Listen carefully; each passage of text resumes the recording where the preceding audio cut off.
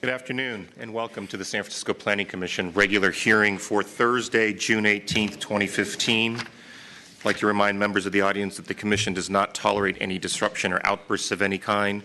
Please silence any mobile devices that may sound off during these proceedings, and when speaking before the Commission, if you care to, do state your name for the record. I'd like to take roll at this time. Commission Chair Wu. Here. Commissioner Antonini. Present. Commissioner Hillis. Here. And Commissioner Moore. Commissioner Richards is present, and we expect Commissioners Johnson and Fong to both be absent. Commissioners, first on your agenda is consideration of items proposed for continuance. Items 1A and B for case numbers 2013.0677 XCUA at 2000 through 2070 Bryant Street are proposed for continuance to July 2nd, 2015. That is the only item proposed for continuance, and I do have a couple of speaker cards. Okay. We will take public comment on the issue of whether or not you support the continuance. Spike Kahn and John Elverling. Good evening, Commission. Oh, the other mic, please. Good evening. Good afternoon. I'm Spike Kahn. I'm a local neighbor of this proposed project at 720 York is where I live. And I would request that you continue this in November. There's a mission plan that is called Mission 2020 that has been in the works with both Planning Department and other city resources. And they are coming up with a plan for how to deal with the affordable housing problem of lack of affordable housing in the mission. And this is a big project. It's one city block. It would convert PDR into housing. And we have an issue also with jobs in the mission. And so the PDR to conversion is part of the Mission 2020 plan. So I would request that rather than just put it off for 2 more weeks, that you actually give the mission some time to finish the plan that they started with the planning department, and that would this is the second largest tract of land in the mission right now, and if it goes away, we'll have a problem of undoing whatever gets started. So rather, let's take some consideration and figure out really what is best for the mission. As it is, over, 500 to 800 people, I don't know what the actual estimate was, came to the Board of Supervisors 2 weeks ago and said, we need a moratorium on luxury housing. Mayor Lee thinks that for every Twitter job, there's 5 support jobs that are created that would require 80% affordable in order to just do what Mayor Lee says is what's happening. So all of this takes a lot more consideration than a 2-week kick the bucket down the lane. So I'm asking that you actually consider waiting until November when we'll have the 2020 plan in enough of a draft form that we can really look at what to do with the mission. Thank you. Thank you. Next speaker.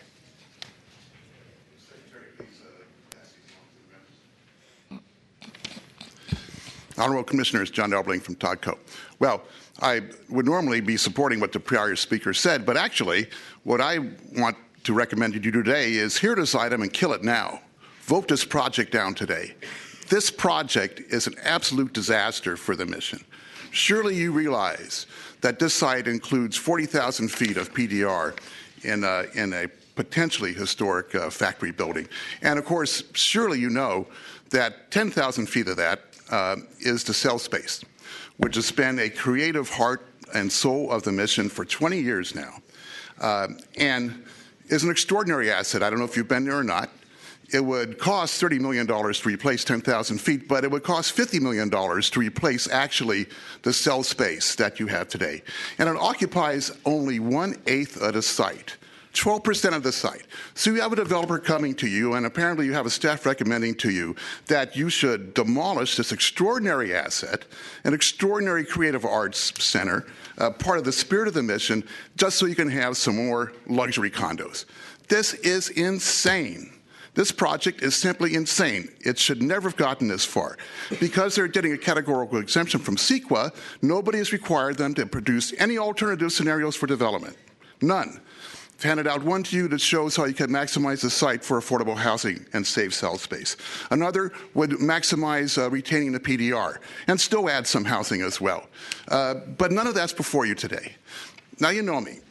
You know I have a pretty good sense of the tenor of what's going on in the city and development issues. This project is your last chance as a department and a commission to retain any credibility at all in this issue. Mr. Elberling, I'm sorry to interrupt you, but you can only speak to the matter of the continuance, not Well, I'm not to the asking them to merits turn of it the down project. today. That's the point. Because their credibility depends on showing that they can actually see this project is insane and should not go one step further. And what you need to do is ask the developer to return with alternatives that actually retain PDR, save the arts, and help the mission retain its character that we all know and love. But if you don't, you're finished. And there'll be a ballot box approach next year to rezone the whole place, and everybody's just going to ignore you. It's up to you. Okay, a couple more speakers. Jonathan Youth, Marie Eliza, Gabriel Medina. Hello, Commissioners. My name is Jonathan Ute, and as far as the continuance goes, I agree that this should be continued in November. We saw just a few weeks ago that 7 out of the 11 Board of Supervisors are in favor of a moratorium on luxury housing, and this has quite a bit of luxury housing. Not to mention that this project is also putting out a number of light industry and small businesses, the cultural centers. This requires a lot of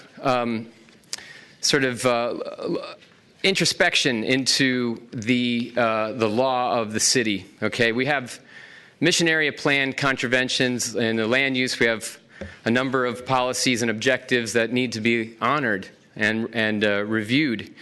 We have policy 1.110. It's the continuing to protect traditional PDR. We have the housing objective 2.1, ensuring that a significant percentage of new housing created in the mission is affordable. We have objective 2.6, continuing to expand the city's efforts to increase permanently affordable housing production and availability. In the economic development realm, objective 6.1 and 6.11 are also recommending the economic well-being and variety of businesses. In the community facilities, objective 7.1, 7.12, and 7.2 are all related to essential services, community services, existing facilities. This project is basically been also going under the blanket EIR, which, to be honest, does not relate anymore. The conditions have changed dramatically, and because Please keep your comments to the continuance. Okay, so basically I believe that this should also be continued into November to give time for the mission to create the plan and for you also to look more deeply at some of the ramifications that this project has in its current proposal. So thank you for taking my comments. Thank you. And for all other speakers to this matter, please limit your comments only to the matter of the continuance.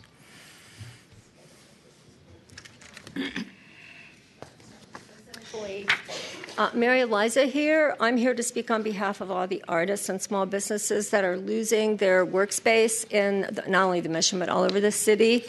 We would prefer that you continue this matter. We'd also prefer that we look into the possibility of a special hearing on what's happening with the PDRs.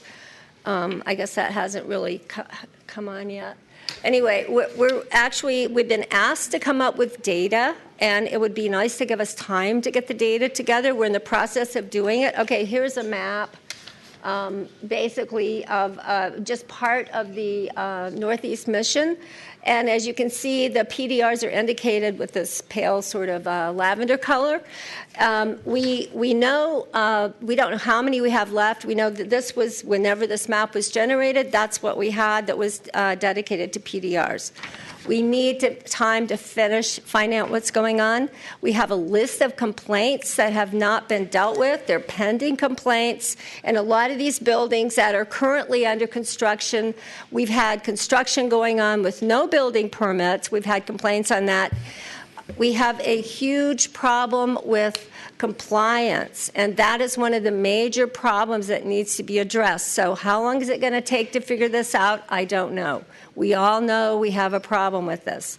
So we definitely want to continue this matter. We'd like to continue it longer than a few weeks. I'm not going to say November. I'm going to leave it up to you to decide. But we definitely need more time to look into this. We need to have a special hearing on the matter. Not only are we losing jobs, we're having this incredible new traffic situation, which is created because all these people that used to commute within a 7-square-mile area are being pushed out to the suburbs. So now we have twice as many people driving in and out to their jobs that are in San Francisco. The new people that are moving into the neighborhoods don't live here, so they're commuting. Ma'am, again, if you could limit your comments to the matter of the continuance. Okay, that's why we need the continuance. We need to study these matters. We need to look at the entire situation that's evolving out of the loss of the PDRs. Thank you. Thank you. Next speaker.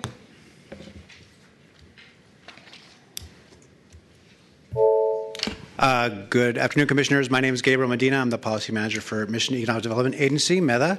And I thank you for your work with us and the Michigan community for the Mission Plan 2020 to kind of, look at what's been going wrong as far as development.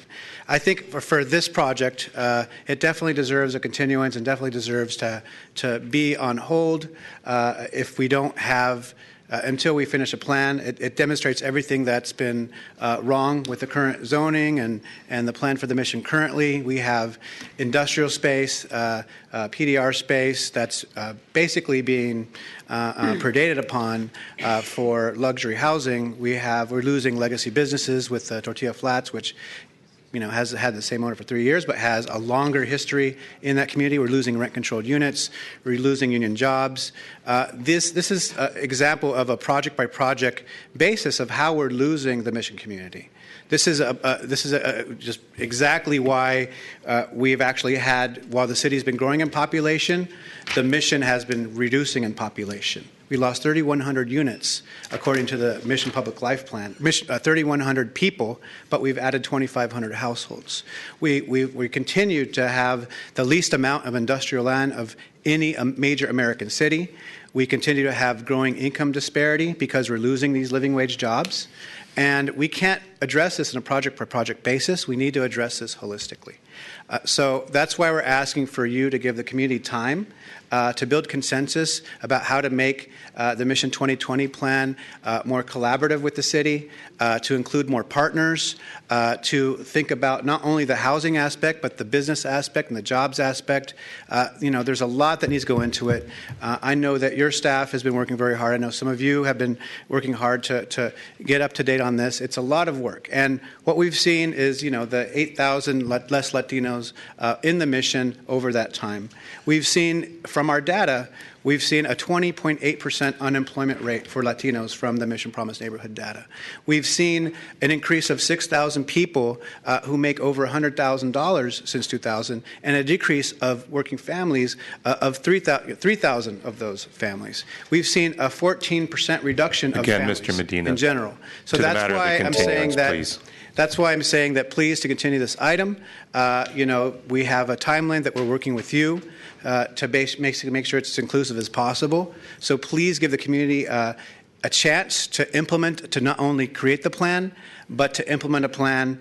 This is one of the few sites that would be eligible for the federal subsidies for 100% affordable housing. So please give us time to make a plan and consider this. Thank you very much.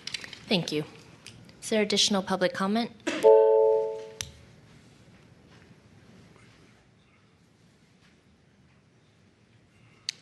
Good afternoon, Vice President Wu, Commissioners, Mr. Secretary. My name is Danny Campbell. I'm with the Sheet Metal Workers, Local Union 104, and a delegate of the San Francisco Building and Construction Trades Council. Secretary Mike Terrio asked me to speak on behalf today of the building trades. I wanted to present with you a resolution for the record. There's copies here for all of you. Resolution that was passed by the delegates of the San Francisco Building Trades Council not only asking for a continuance to deny the demolition and conditional use permits for this project, but to oppose this project. And on the basis that is not only, as the resolution points out, not only is this project inadequately affordable for the community, it also will exploit the construction workers on this project by not paying the area standard wages and benefits, as well as employer-paid health care and retirement. And so therefore, like I said, we're asking to you not only continue today, if you want to continue it for another week, but we'll be back at the next meeting to be in opposition to this project. So thank you for your time and have a wonderful afternoon. Thank you. Next speaker. Good afternoon, Commissioners. Joshua Arce. I'm a community liaison for Labor's Union Local 261, one of the building trade unions, who is very proud to join in unanimously supporting the position that was just expressed by Brother Campbell from the sheet metal workers. And just to say, with respect to the continuance and the item here, we just want this project to be denied, to be turned away, to sent back to where it belongs, which is nowhere. So we would be comfortable to say no continuance, deny the demolition permit, deny the conditional use permit. This is a project that's not good for the community, as far as exactly what we heard from Brother Campbell. We're based in the Mission, our union. We're very acutely aware of the crisis. This is not a project that is calculated to address the crisis for workers, for folks that are there, for housing. And I just want to say that with the convergence of a community labor alliance around this issue and more to come, we really see the potential for a community labor alliance to have a positive impact on affordability, jobs, and the environment that is really limitless when it comes to the mission and beyond. And this is just the beginning. Thanks. Thank you. Next speaker.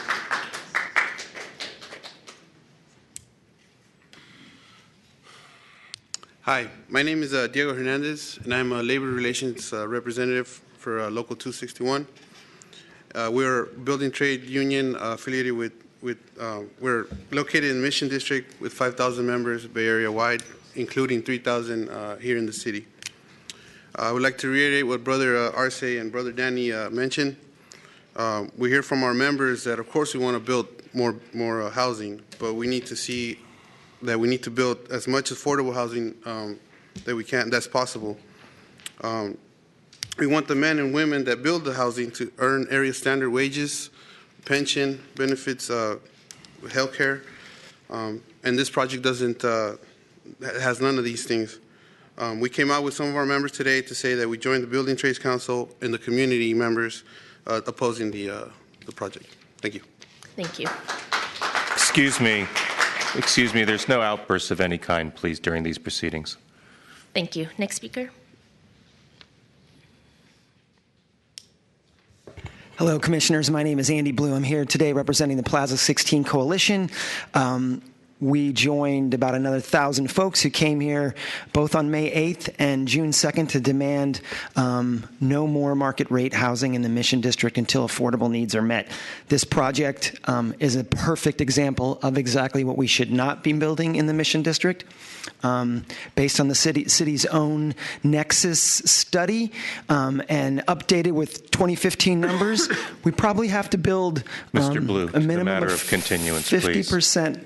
So you should kill the project today. If you must continue it, that's fine. Whatever you do, you must kill this project. It's exactly what we don't need in the Mission. Thank you. Thank you. Is there additional public comment? If so, please come forward. Good afternoon, Commissioners. Steve Vettel with Farella, Brown & Martell on behalf of the project sponsor. We're in support of a continuance to July 2nd. We would oppose any continuance beyond that. We've already rearranged people's vacation schedules to be available on July 2nd and ask that you take the recommendation and continue to July 2nd. Thank you. Next speaker.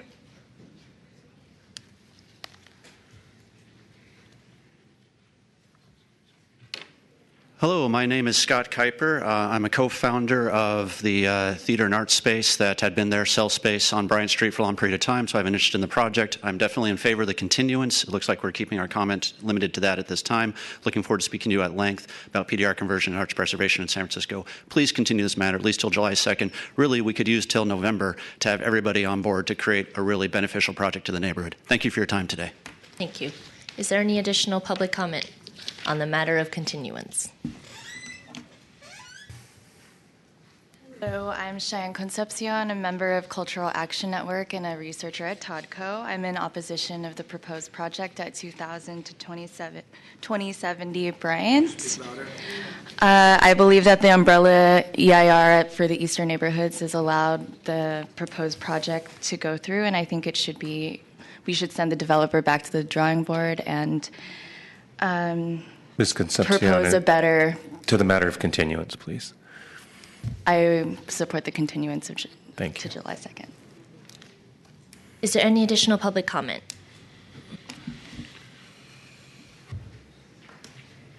Yeah, hi, Commissioners. David Carlos Saliveri. I'm a licensed contractor. I'm also in favor of the continuance till at least July 2nd. Thank you. Thank you.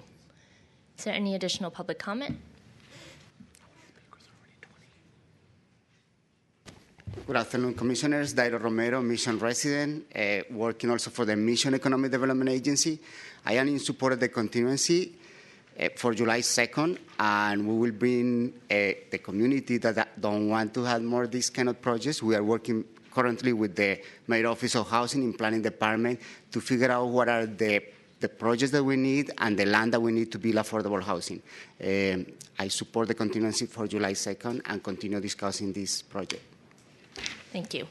Any more public comment on the matter of continuance?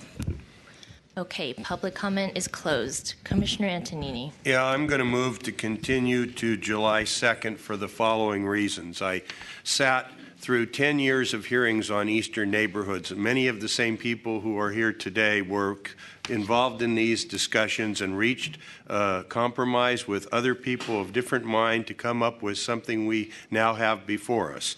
And we agreed upon the blanket EIRs, we agreed upon the rules, and those are the rules under which this project needs to be evaluated. It may not meet those rules, but I don't agree, and I don't like the rules, so let's put it off and change the rules so it's more favorable to what we want. I don't play that game. So I think July 2nd is fine. Everybody can come express their opinions, and we'll see which way it goes from there. So that's my position. I move to continue to July 2. Do I hear a second?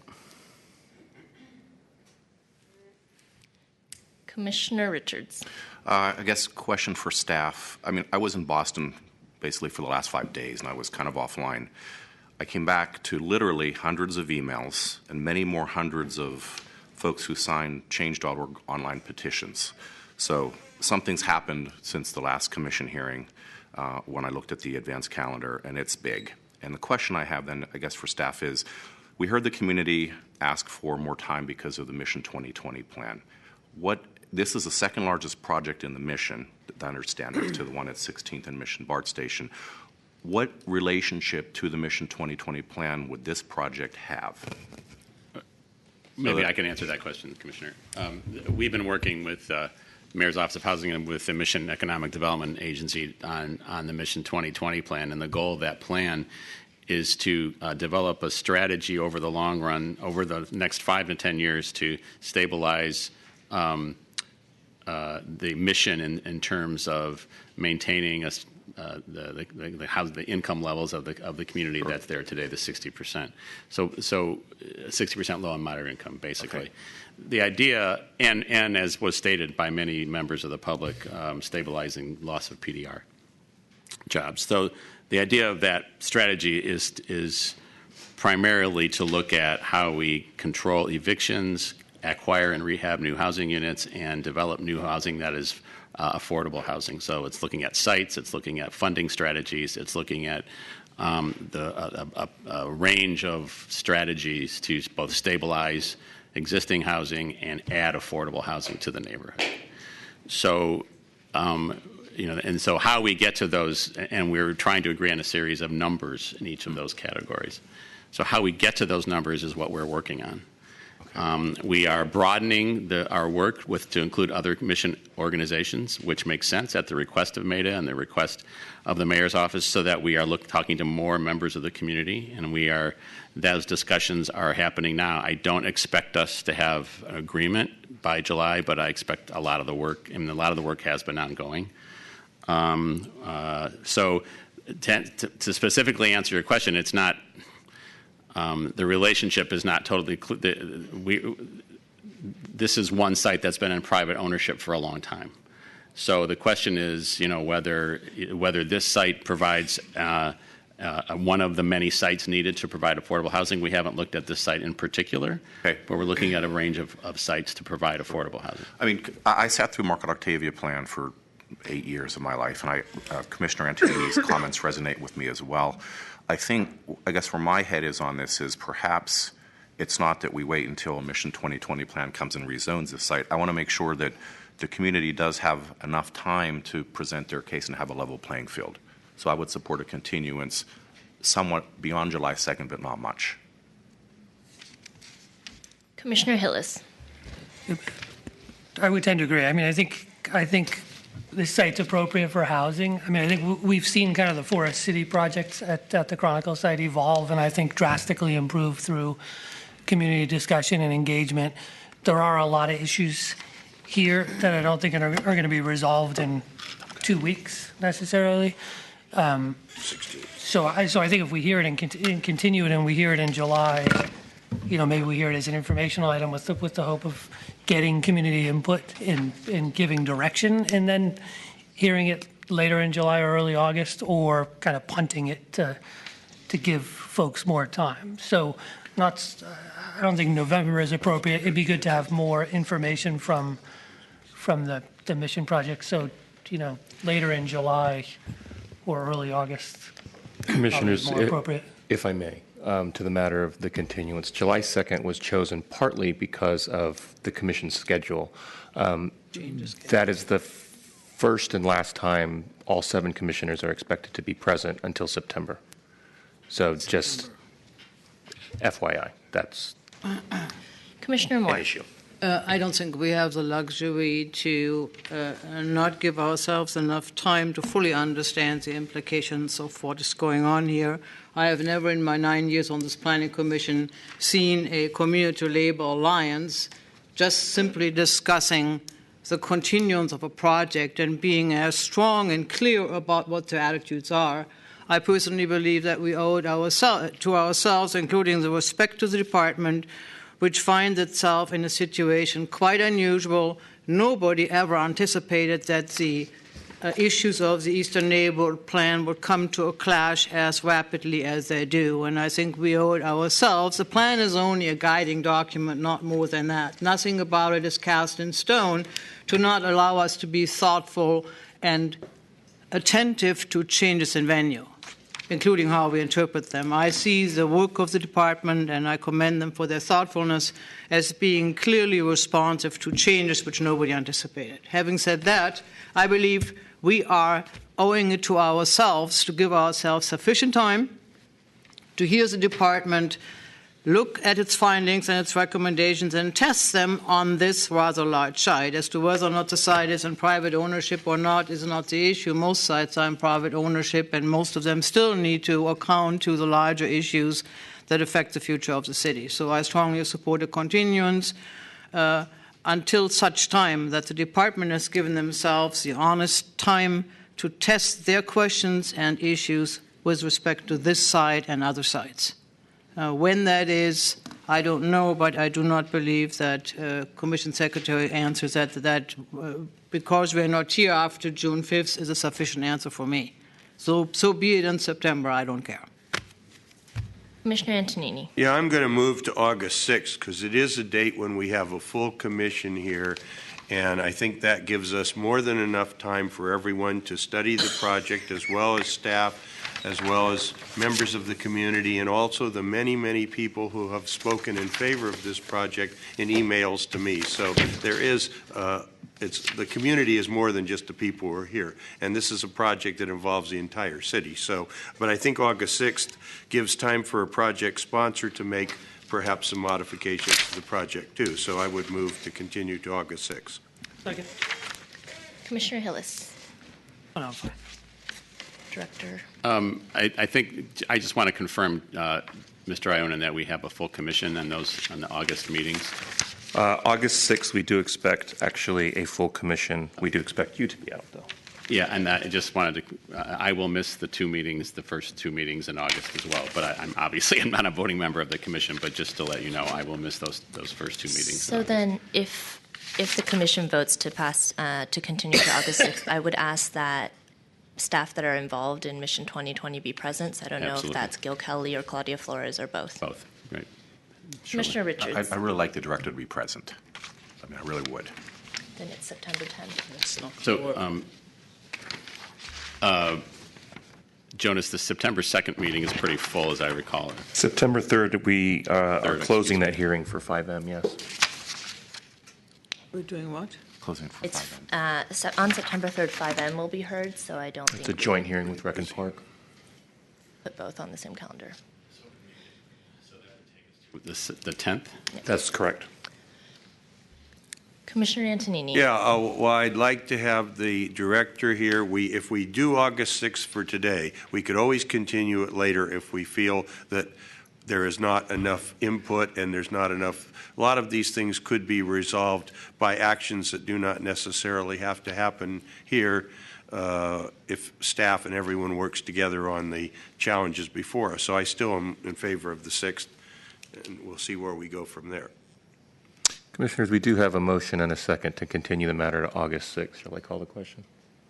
On the motion to continue this matter to August 6th, Commissioner Antonini. Aye. Commissioner Hillis. Aye. Commissioner Moore. Aye. Commissioner Richards. No. And Commission Chair Wu. No.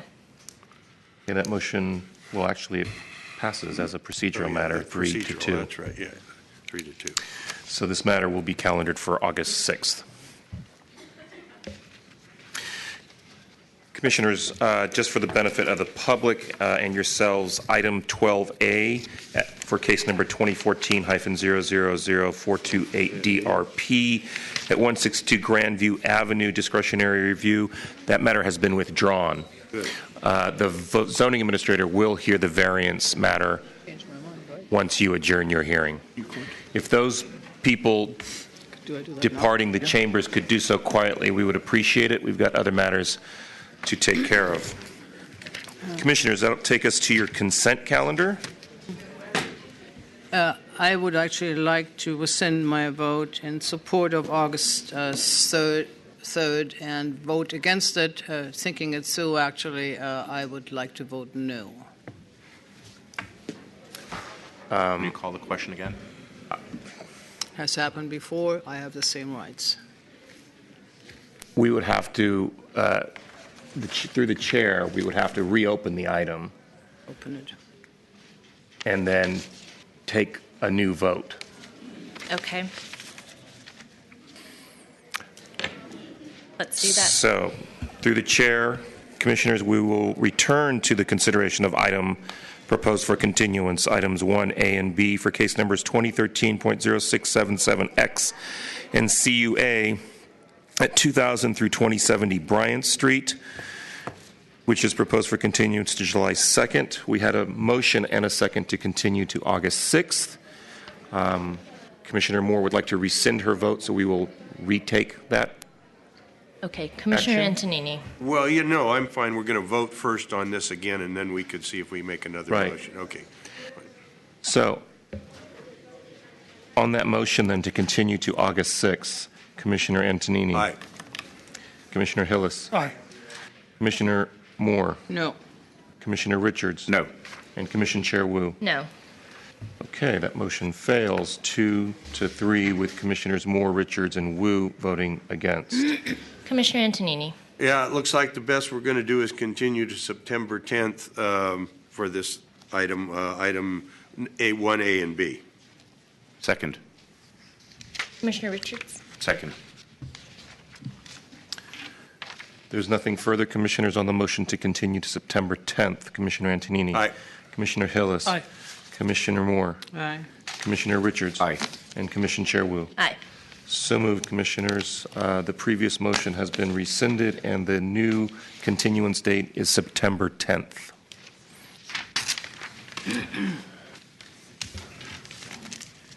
If there's nothing further on items 1A and B, we can move on to the consent calendar. All matters listed here under constitute a consent calendar are considered to be routine by the Planning Commission and may be acted upon by a single roll call vote of the Commission.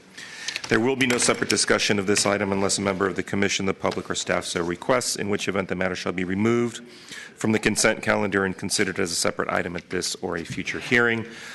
You have one item under consent, item 2, case number 2014-000507 CUA at 350 Rhode Island Street, conditional use authorization. I have no speaker cards. Is there any public comment on item 2? Seeing none, public comment is closed. Commissioner Antonini. Move to approve. Second. On that motion to approve item 2 with conditions, Commissioner Antonini. Aye. Commissioner Hillis. Aye. Commissioner Moore. Aye. Commissioner Richards. Aye. And Commissioner Chair Wu. Aye. So moved, Commissioners. That motion passes unanimously 5-0. And we'll place you under Commission matters for item 3, consideration of adoption draft minutes for June 4th, 2015. Is there any public comment on draft minutes? Seeing none, public comment is closed.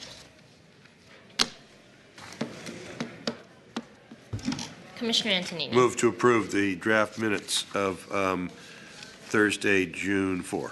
Second. On that motion, Commissioners, to adopt the minutes from June 4th, 2015, Commissioner Antonini. Aye. Commissioner Hillis. Aye. Commissioner Moore. Aye. Commissioner Richards. Aye. And Commission Chair Wu. Aye. So moved, Commissioners. That motion passes unanimously 5-0 and places you on item 4, Commission comments and questions.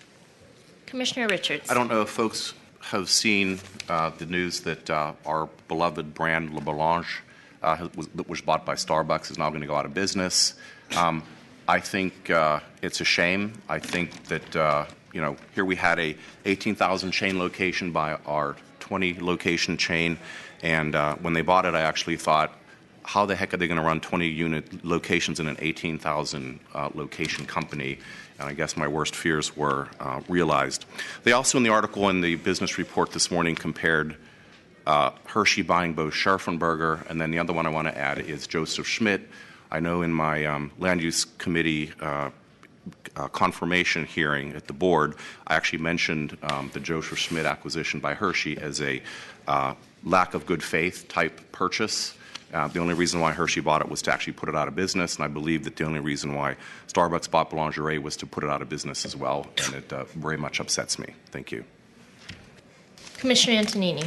Yeah, good article in today's Chronicle by Chuck Nevius, and, I'm of the opinion we often get what we deserve. If we have violence, crime, filth, and graffiti in San Francisco that permeates the city, where people write about how filthy we are compared to other cities, it's because we bring it on ourselves. And this is a very good article, although it's only one man's opinion. He basically feels that, in this case, he talks about a tagger that's costing the city over $50,000 per year in city costs, which is well above the level that it should be considered a felony. And he remarks that it's possible that judges can diminish the penalty from felonies to misdemeanors and then dismiss the defendant or the accused. And if that is the case, it makes no sense to me at all. And I'm not saying that is necessarily accurate, but we need to have our laws enforced, and we need to have everyone involved in the process to follow these laws. So I think that when you see the garbage around our city, much of which is graffiti, that costs everybody a lot of money that could be used for housing, money that could be used for all the things everybody comes up here and tells us we need, is being misspent on cleaning up the vandalism of others. So good article, if you haven't read it already, today's Chronicle, Chuck Nevius. Commissioner Hillis. Just a question for the zoning administrator or director on the issue Commissioner Richards brought up. If Starbucks wanted to convert any of the La Boulange stores, which are also formula retail because they're over the number, Can they do that without coming back here for a CU? No, I think in all cases they would likely need a new conditional use authorization, in part because many of the La Boulange locations were approved while it was not a formula retail use, so they did not go through the formula retail use process themselves, and also secondly because Starbucks has more locations than La Boulange, and so those are both. So even if they did go through the CU process before? It would be seen as an intensification. And Okay. That's what I thought. I remember debating that when we had the CU here, the formula retail hearings, but thanks. Thank you. Commissioner Moore. I hope that the mayor's office is going to carefully track of what's happening with La Boulange, because La Boulange started as a strong neighborhood, small business with a lot of benefit throughout the neighborhoods where they are. To let them hang high and dry would be devastating for everybody in the neighborhoods which would be affected by it. But that is actually only commiserating here with Commissioner Richards. I want to briefly mention that I am just returning from an international conference which was held in Europe on the restructuring of the post-industrial region, and I felt I was a speaker and spoke about the restructuring of San Francisco with respect to all of the things, including the Eastern Neighborhoods rezoning that we have done since the inception of Mission Bay and projects which preceded that. Without going into the details of what was discussed, I'd like to share with you that the problems the city has with respect to affordable housing, with respect to PDR displacement and threat to small businesses in Europe are as large as they are here. That might surprise all of you. The protections and techniques being used over there are quite different from ours, but there was a lively discussion about the common grounds of the problems that are arising and how to find solutions which are overarching the broader issues of national boundaries. What was interesting is also to follow the worldwide discussions on the abusive presence of Ubers as they are basically being deemed illegal in both France and Germany. However, they continue despite the fact that the law does not allow them. They have created special task force who provide huge amounts of tickets and track them down with people in plainclothes appearances. I think the challenges are ahead of all of us to figure out of how to deal with informal businesses and what they do and shouldn't do. But I'll give you more updates as I gather my thoughts. Thank you. Commissioners, if there's nothing further, we can move on to item 5 for 46 Cook Street.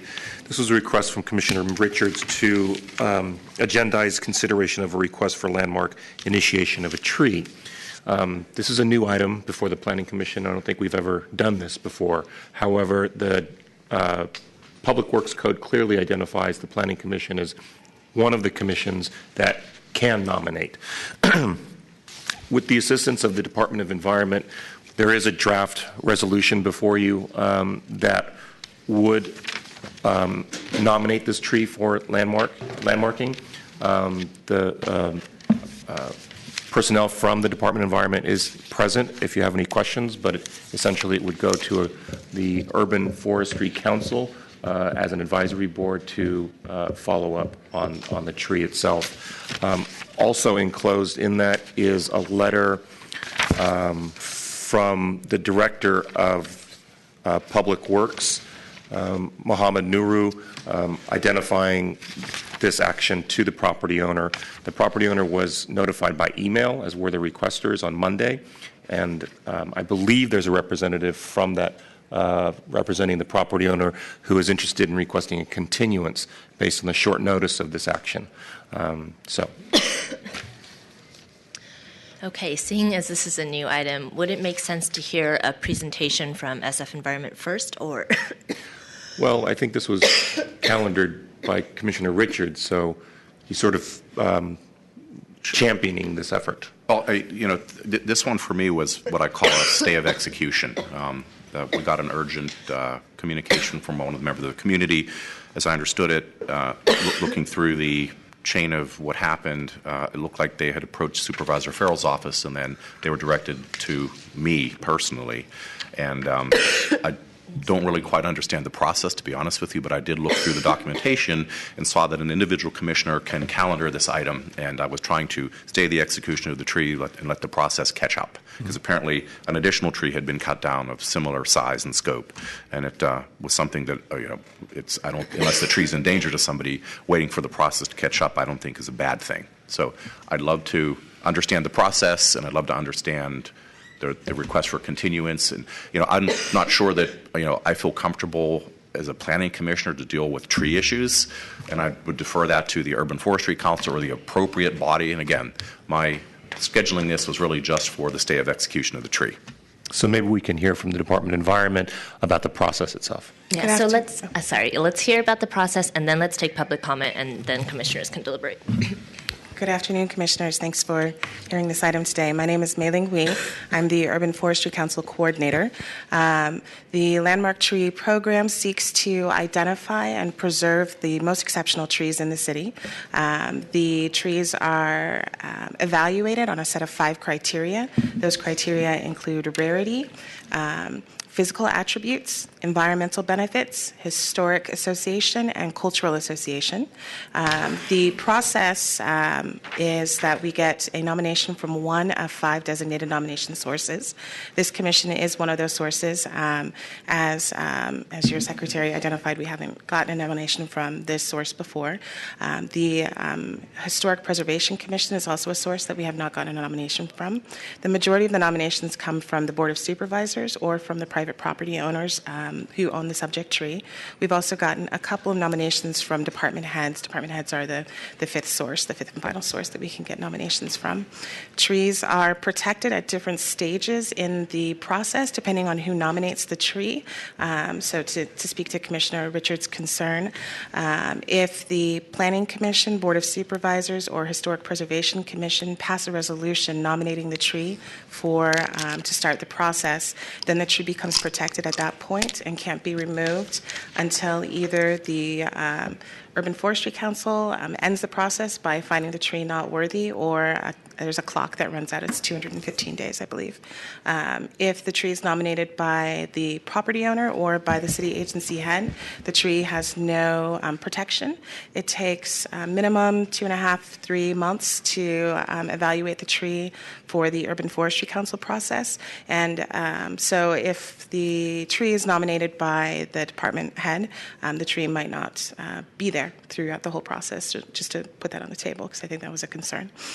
So the way the process goes, after we get a nomination, the Urban Forestry Council members will go and do site evaluations, on-site evaluations, and then we hold a series of public hearings at the Urban Forestry Council level.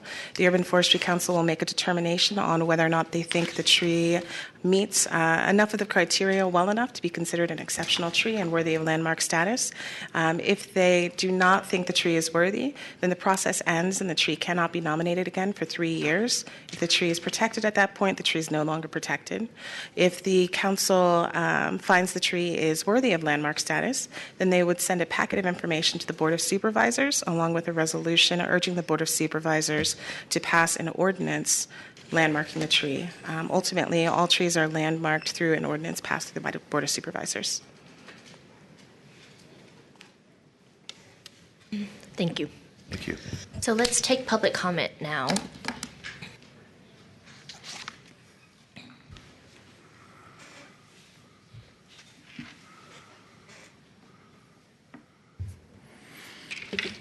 Good morning.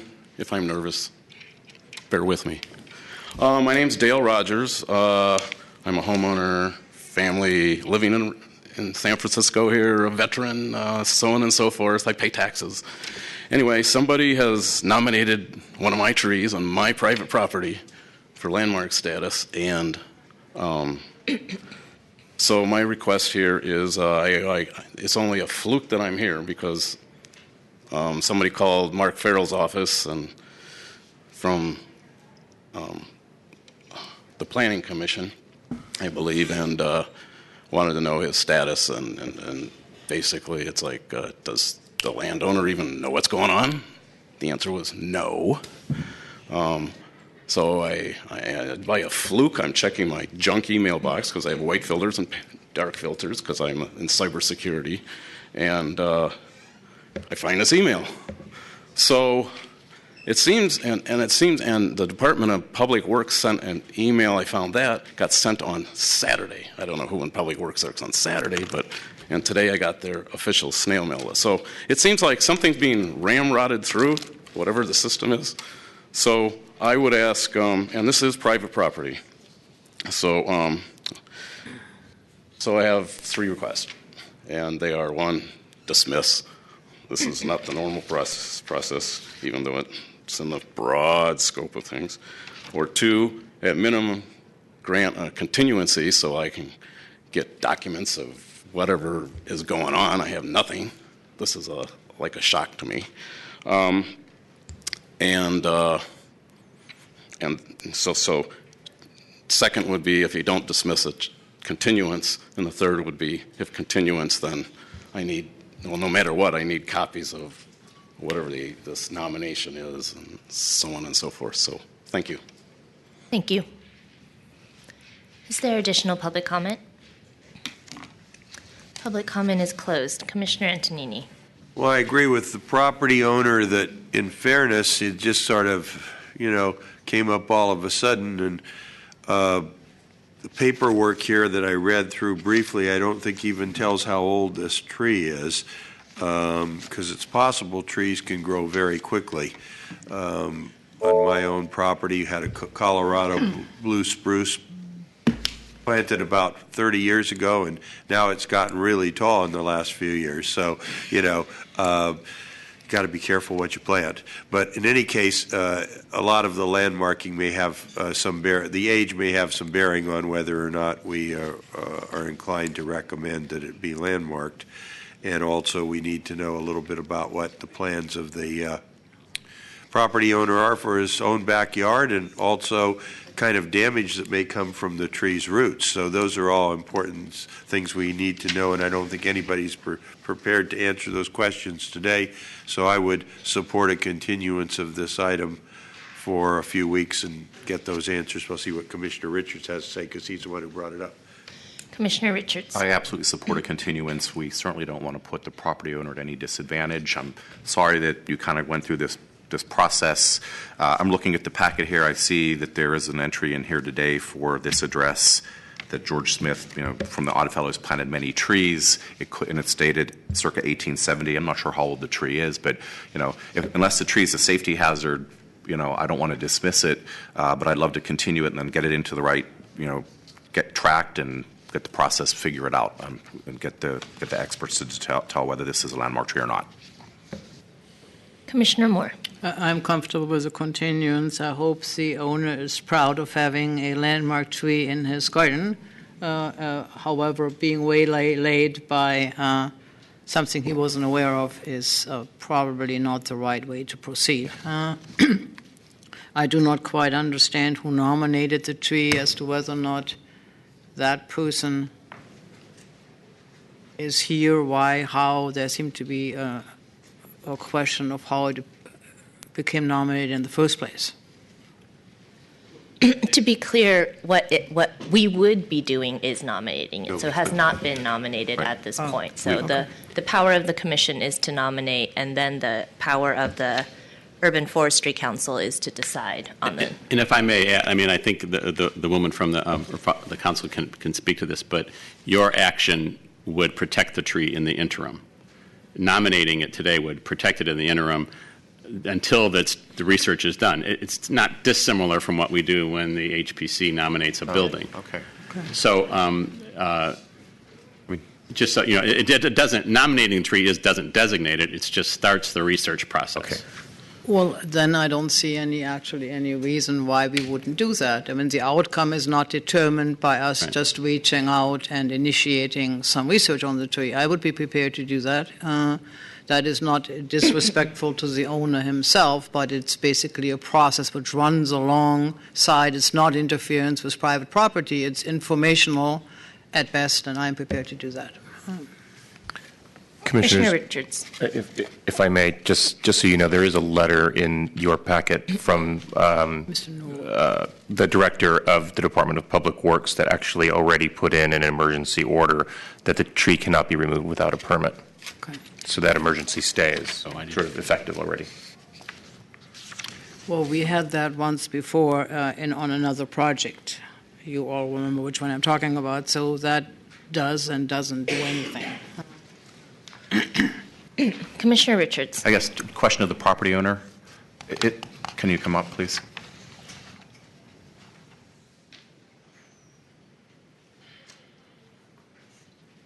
So in the packet, I see there used to be 2 trees on the property, and it looks like there's now just 1. Is that correct? I mean, did you cut one down, or did you strip one? Oh, there was a palm tree. It was a palm tree that I took down. Okay.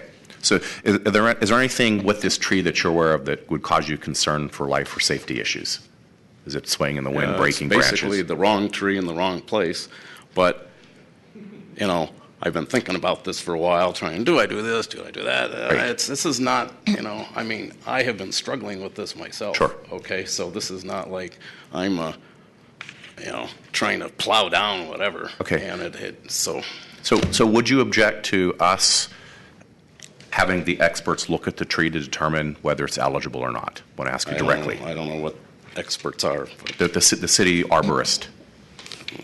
Historian. I prefer just this is way out of the normal process, and even It's I'm not sorry. unusual. Okay, so that's not out of the normal process. So this is the process. Okay, so anyway,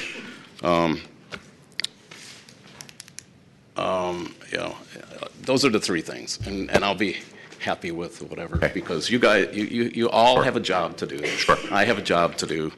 And I had to take off time from work and juggle all kinds of things. So, you're all professionals. It's pretty clear.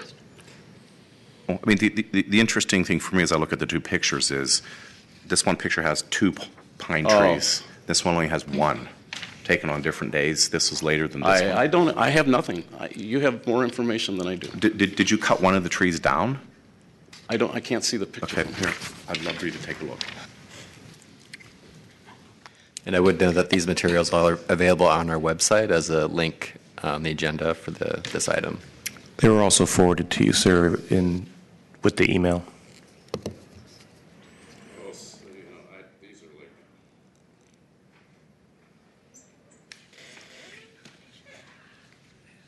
And the reason why I did what I did was the person that asked me to put this on our agenda said one of the trees was cut. And I see a picture that has 2 trees, and then I see a picture later that has 1 tree. So I had on this lot, I've had a tree. Sir, you'll have to stand and speak into the microphone. So in this lot, I've had a tree cut, which was a palm tree. But they're showing 3 different lots. 2 pine trees. Okay. Maybe. They're showing 3 different lots. So do you own all 3 lots, sir? I own all 3 lots. And did you remove any trees that are similar to the one that's proposed for I landmark removed status? 2 trees on a vacant lot. Okay, thank you. So I'm going to go ahead and nominate the tree for landmark status to let the process go and let the stay of execution stay. You're making a motion to nominate. Making a motion to nominate. And I second the motion. Well, I have nothing. I would like a continuance. It doesn't. Then you can make it, but I have nothing. Sir, I believe your request for continuance was heard by the commissioners, and there is a motion and a second to nominate the tree today. Commissioner Antonini. Yeah, I'm probably not going to be supportive because by nominating it today, it implies that we as a commission feel it would be eligible or would be recommending landmarking. I know that it's still not up to us to make that decision, and as I said earlier, I haven't heard the age of the tree. I haven't heard anything about damage that may come from the tree being on the property. I mean, I need more information before I'm going to vote for landmarking a tree or even sending it to someone else. Nominating it. Nominating. But even nominating it implies that we're supportive of the preservation of the tree, I think. And I don't think my questions have been answered yet as to what value the tree has. And I think we need a little bit more time to hear those answers. I believe that the from this action, then the Urban Forestry Council would have approximately 120 days to review and to make a determination if this is something that could be landmarked, which they would then forward on to the full board, and it would be the full board that would ultimately make a decision on whether or not this is a landmark tree. Which board? And if within that 120 days then they it's still choose not to move forward, then the tree is not protected. So right now, it sounds like the tree is already protected because of the action of the Director of Public Works, but had that action not been taken, then this action would have been the stay of execution for the tree. It would have been a temporary order. And as has been stated, the tree is protected in the interim, and it gives us another look at this whole thing to make a determination whether we are supportive, or at least I'm supportive of recommending preservation, because if the landmark board, whatever board it goes before, preservation, Urban Forestry Council. Urban Forestry Council forwards it, then it goes to the Board of Supervisors. So now we no longer have any input on what happens with this tree. So I'm going to vote against this and for a continuance if it comes to that. Commissioner Hillis. Can I ask a question to the representative from the Department of the Environment?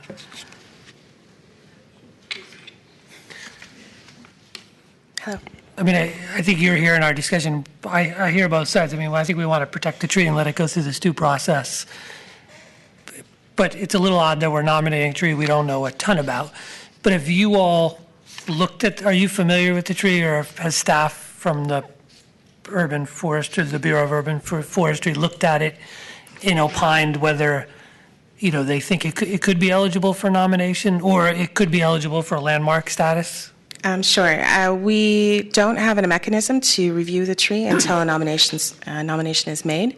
So we have no way to go out and look at the tree or create any opinion about the tree until after that nomination process kicks off. So no staff, as far as I know, have gone to see the tree.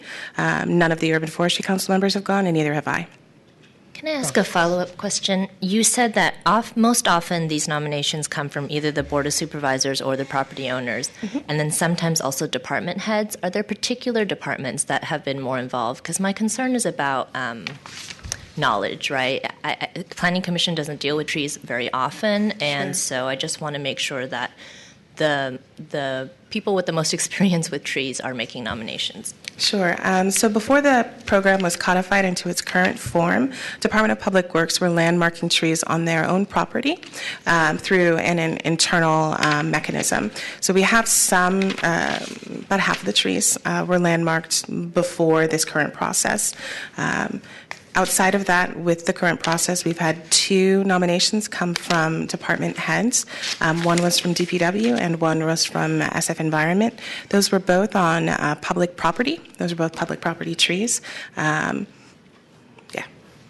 you. How many privately owned trees have been landmarked today? So we have with the past set of trees, we have a bunch of trees that are in groves. Currently, we have 8 trees on private property that are protected under the program. And how many of those have been nominated by the property owner versus, a city agency? Okay, let's look. I have notes right in front of me. All right. 1, 2, 3 of those were nominated by the private property owner. Okay. All right, thanks. Commissioner Moore. This technique must be reasonably recent, because a few years ago, and I do not exactly remember, it was 4 or 6 years ago, this commission with a different group of people sitting in these seats tried to landmark a tree on Duncan Street. There was a property which attempted an alteration. There was a fabulous tree, and at that time we could not identify any mechanism how to landmark a tree on private property. We at that time asked for a policy to be able to do so, but nothing at that time was in the works by which to do it. That is just by way of background. If I may, I believe the process was first codified into its current form in 2006. We have at that time, we were not able to identify it, and there was nobody who helped us. We tried and tried, it didn't work. Commissioner Richards. So I guess two things. First, we have this chicken and egg kind of situation where, we feel uncomfortable landmarking it until we are kind of sure that it's a landmark tree, yet we have no data. And by us nominating it to be considered for a landmark, that's what starts the knowledge gathering, happening.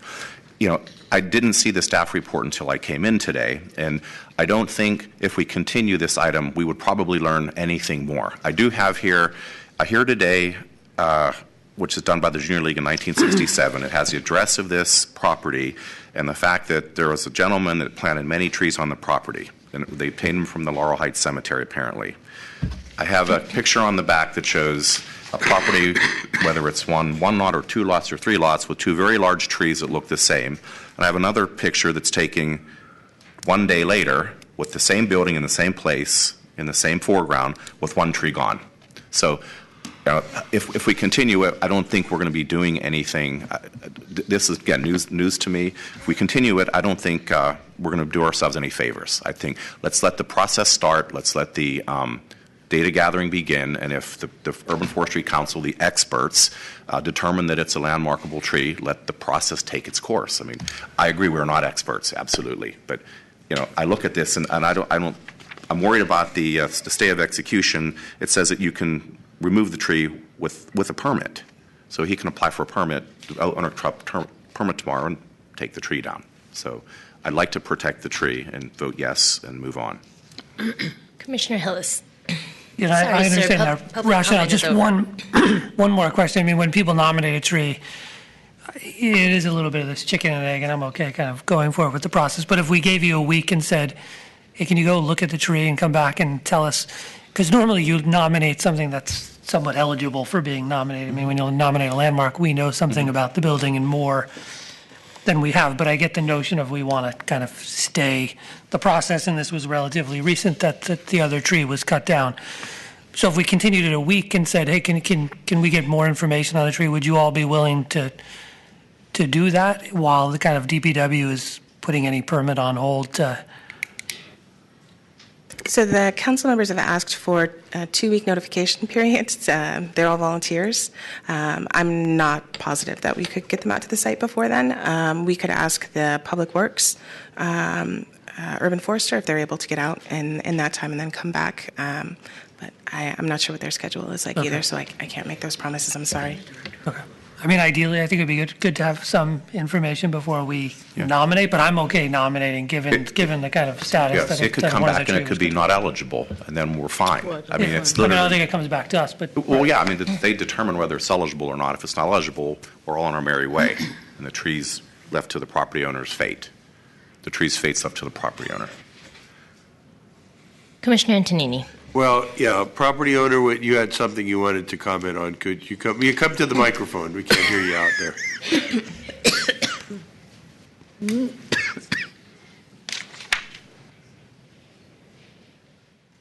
The tree has got a thing from the Department of Public Works. I don't have any intentions to apply for a permit. I just expecting the same due process that I went and fought for in the military, to be able to present. They've presented. I like to be able to present. I have nothing. You have more information than I do. Thank you. This just got sprung on me. I That's appreciate all. your comments. Yeah, I was going to bring up something similar. I just think that giving it a continuance, the project sponsor, and presumably maybe the city also could come up with information. Project sponsor could get an arborist to report on the age of the tree, could report on the status of the tree, whether it's healthy, what kind of problems it may be causing to structures in the area, and it would give us a better idea of whether even if a tree is eligible for landmarking, sometimes it's a lot of things that the tree does that are detrimental to the property that, would overshadow that. But so that's why I'm in favor of maybe 2 weeks to hear the facts. I believe that as part of the process when Urban Forestry Council is reviewing this, they do hold a public hearing at which time all this information can be presented. So there is, I think, due process built into this nomination process, which is yet to come. Commissioner Moore. We can only do what we can do with no additional tools being available to us one way or the other. I'd like to ask the director, beyond of what we decide today, and I'm in support of nominating it, that we might sometimes have an informal meeting with the forestry department in order to discuss of how we can more supportively facilitate something like that. We are getting into many, many issues as trees get older, and there are some spectacular trees on private property that we are more effective with respect to the public, but with respect to our own actions to assist in the process. But I am in support of initiating. Commissioner Richards. I guess, judging from the zoning administrator's counsel to us and his interpretation of the process, I'm inclined to believe that you're supportive of us nominating this. I don't have a position on the nomination, but I just want to make sure that you have the full information about the process that lies ahead to make an informed decision. I like the idea that the due process is going to be coming.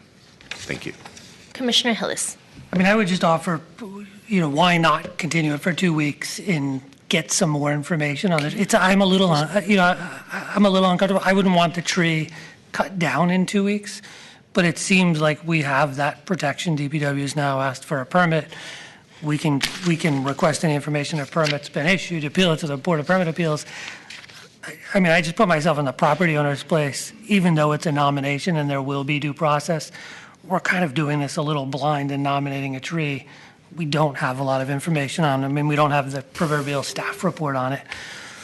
So it does make me somewhat uncomfortable, and waiting a week or two and maybe getting some additional information from we don't know if it's sick or just logical things I think you would ask before you actually went ahead and nominated a tree. It makes me uncomfortable just doing it. So if it's amenable to you, I'd say to continue for a week or two and try to get some additional information from Board of Permit Appeals. We can ask the zoning administrator to let us know via email or whatever if a permit is pulled on it. There is, a permit has days before you can actually do something, because you've got to be able to. So I believe, yes, any permit to remove the tree would be subject to the standard appeal processes. I think that there's a director's hearing, and then following which that can be appealed to the Board of Appeals. Can I ask Secretary Onen, seeing that this is the first time this has come to commission, is this now the standard packet for looking at whether or not to nominate? I'm just, we're creating this as we do it, and that's what makes me nervous. I would much rather have the directors, SFE or DPW make this nomination, or the supervisor. Yeah, thank you, Commissioner Chair Wu.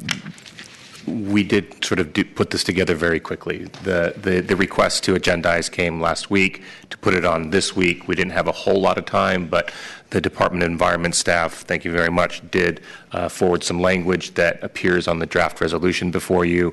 I coupled that simply with the application submitted by the neighbors requesting that the tree be nominated. And so that's sort of all the information we have. And that's there was no time for a case report per se. And so if we were to continue, would there be a different kind of case report that would be brought forward, or that would have to be decided still? I think that would still need to be worked out, exactly what else we could provide you. I don't know, to be honest, Commissioner, I don't know what we would do in the next 2 weeks as staff. Right. I mean,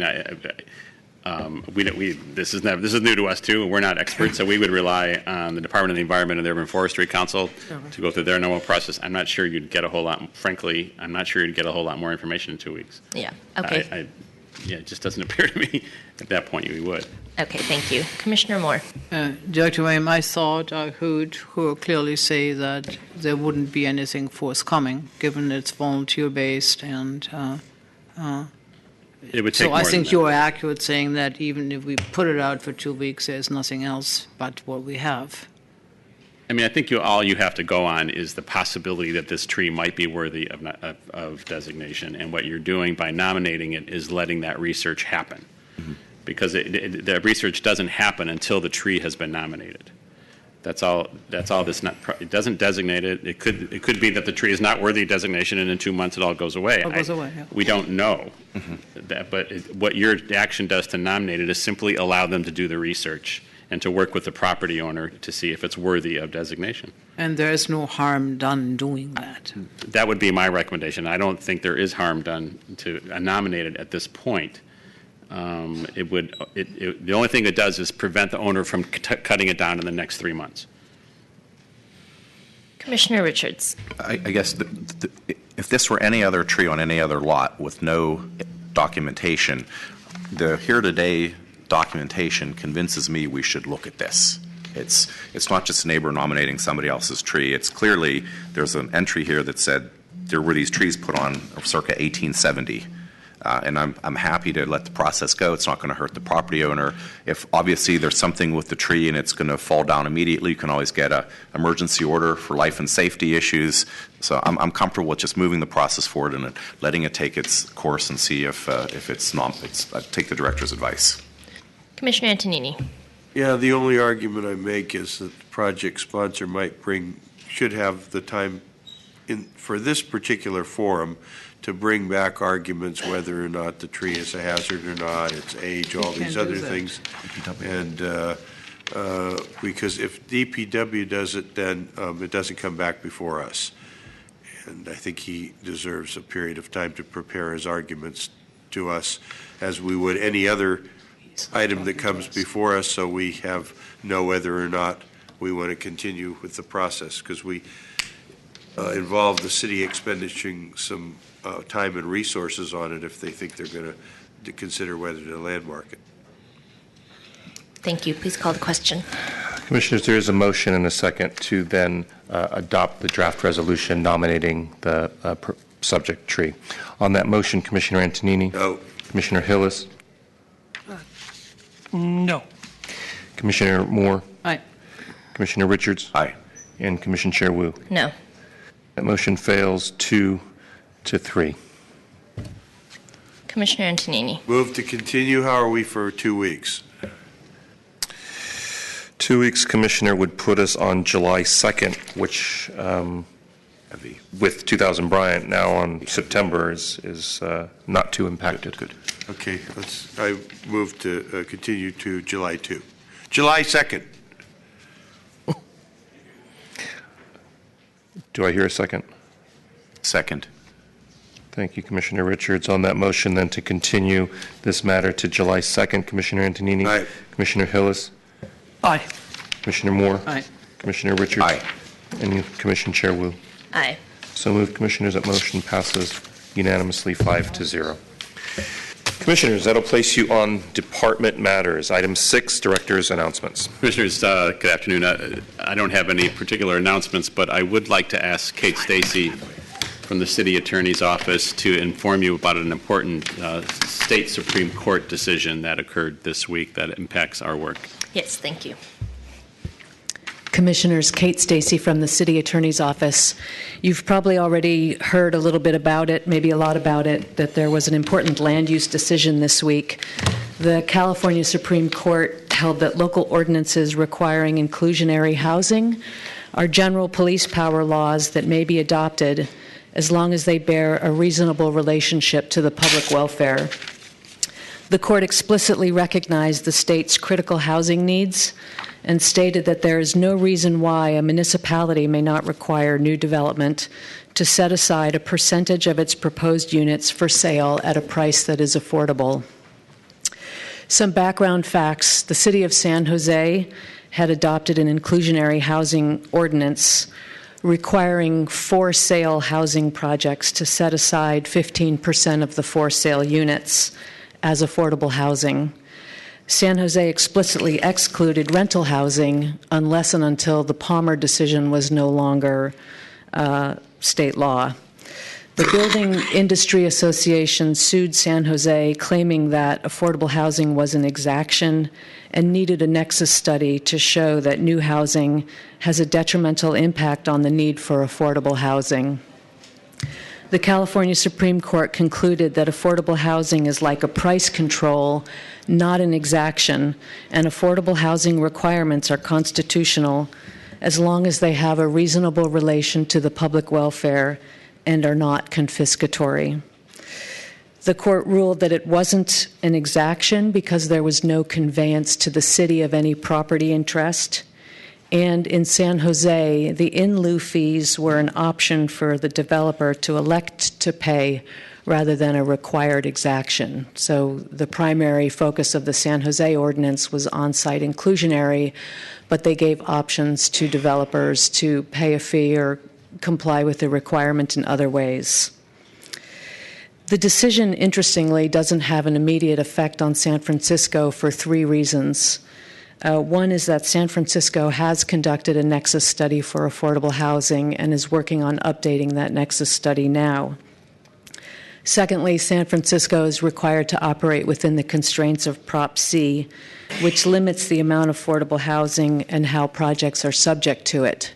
And third, San Francisco's ordinance is structured a little bit differently from San Jose's ordinance. We're generally a fee-first requirement, and we apply that to both for-sale units and rental units. And then the secondary option is to provide affordable housing on or off-site. So it's not immediately going to change anything that San Francisco does because we'd already complied with a Court of Appeals decision that did characterize affordable housing as an exaction. And the California Supreme Court specifically mentioned that decision and said to the extent that decision is inconsistent with what they ruled, that they do not see inclusionary requirements as an exaction, requiring a nexus study. The court noted that it's not an unlimited power, that the requirements may not be confiscatory. That is, they can't deprive a property owner of a reasonable use and return on their property. So local governments really need to look at what is feasible for development. It's important to note that the Building Industry Association and the Pacific Legal Foundation have been discussing the possibility of appealing this decision to the U.S. Supreme Court. So there may be further legal activity on that question. But it's a really important decision. It settles a long-standing debate over the status of inclusionary housing, and it's a big win for local governments.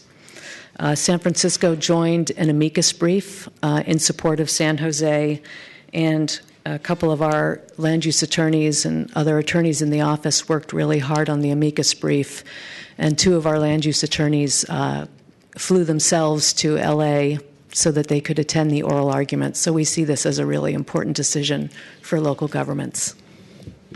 Thank you. Commissioner Richards. There's a question for the city attorney. Should it be appealed to the Supreme Court, can they put a stay on any more requirements until their decision is made? Is that something that's common? The U.S. Supreme Court. Commissioner, if the U.S. Supreme Court accepts the case, if they grant cert, it essentially has the effect of suspending the California Supreme Court's decision until they decide the issue. Okay. It's important. Thank you. Commissioners, if there's nothing further, we can move on to item 7, review of past events of the Board of Supervisors, Board of Appeals, and the Historic Preservation Commission. Good afternoon, Commissioners, Aaron Starr, Planning Department staff. Speaking of trees, at this week's Land Use Committee hearing, the ordinance introduced by Supervisor Wiener that amends the Planning Code to shift authority to require street trees in cases of certain types of development projects from the Planning Department to the Department of Public Works was heard.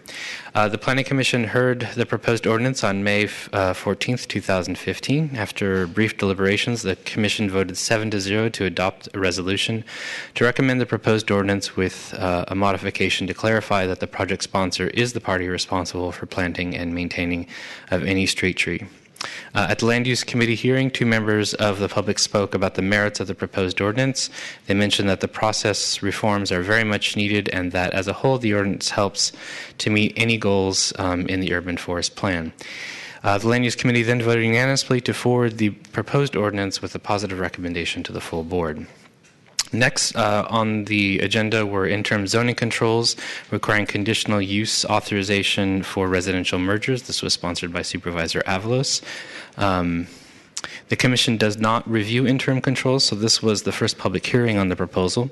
The resolution would have required conditional use authorization for any residential merger, including mergers of both legal and illegal units.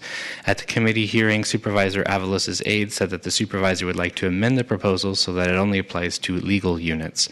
The supervisor said that he would convene a meeting with DBI and planning staff to explore the permanent controls and to discuss whether mergers of illegal units should also trigger the conditional use hearing. The committee made this amendment and moved the resolution out of committee with a positive recommendation. If adopted by the board, these interim controls would be in effect for either 18 months or until the adoption of permanent controls. There were no planning department ordinances at the full board this week. However, there were two introductions. First was a resolution calling for a comprehensive analysis on the state of housing production, on housing and production, distribution, and repair in the mission. This was sponsored by Supervisor Campos. And then there was a reintroduction of the Daggett Street Park rezoning. And that concludes my report. Thank you. Thank you. There's a question from Commissioner Richards. Sure, I guess maybe to the city attorney and maybe the zoning administrator or staff. Some dwelling unit mergers are approved administratively. I went through kind of a dwelling unit merger 101 course by Mr. Teague. Would that, if this were to pass these interim controls, would that supersede the planning code where all dwelling unit mergers would have to come here? I believe that's the case, yes, that all dwelling unit mergers would require authorization from the Planning Commission as a conditional use, and there would be no exempted processes. Okay, thank you.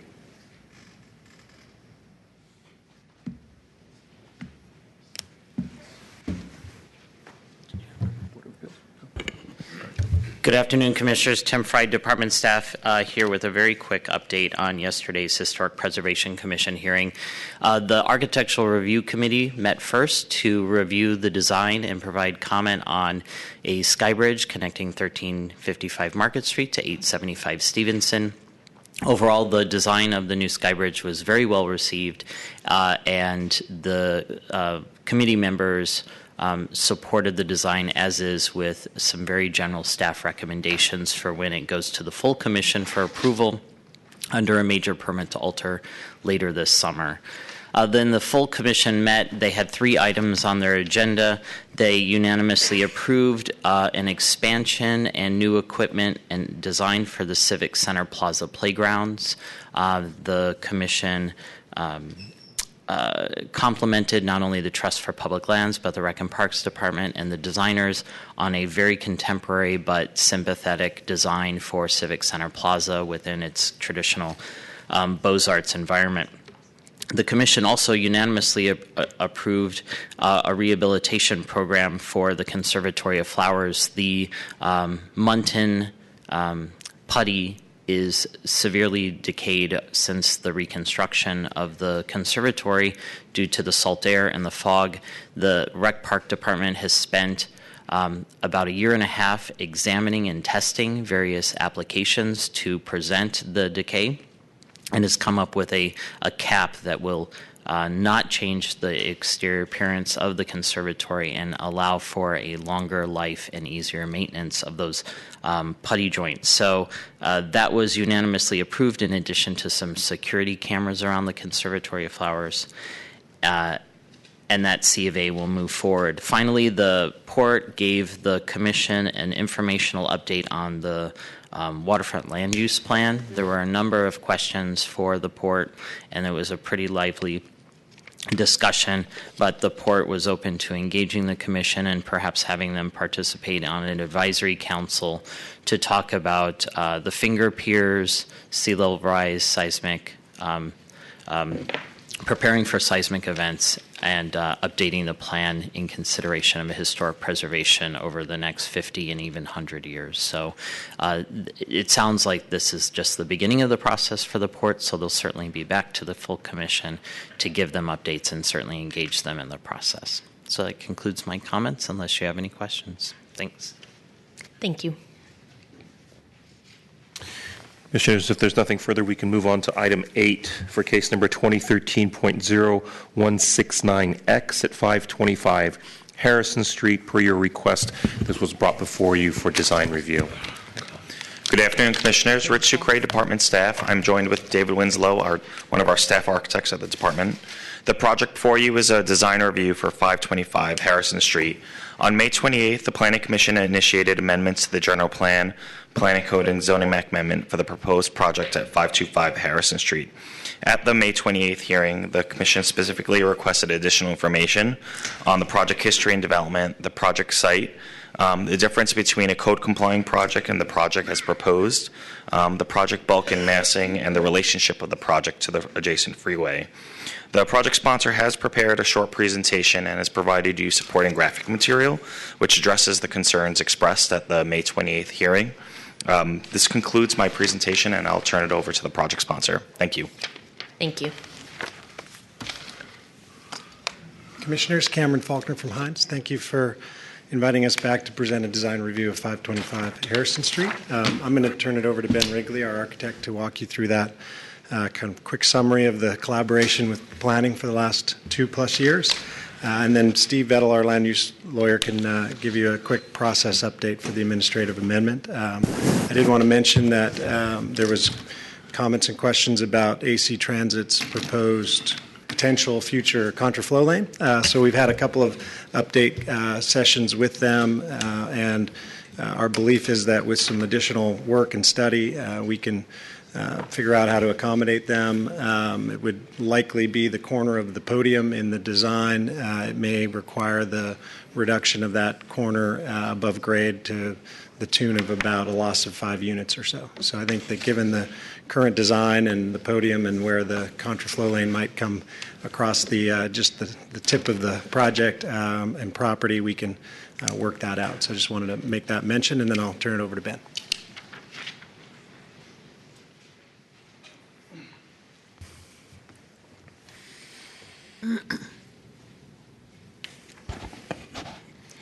So we've prepared a shortened version of the document that you have in front of you, just to go through some of the issues that we've been working on with the planning department since we started looking at this site back in 2010. Here you see the site at the corner of Harrison and Essex Street. Just as a reminder, in the upper middle, the image shows the existing building, which is currently a nightclub with an auto repair store in the basement. It was originally a racquetball club. This document, which is much clearer in the printout in front of you, is really trying to give you a summary of 3 things in the neighbourhood that were of concern. One is the separation of our building from the freeway. We're significantly further away from the freeway than Rincon Hill and 333 Harrison.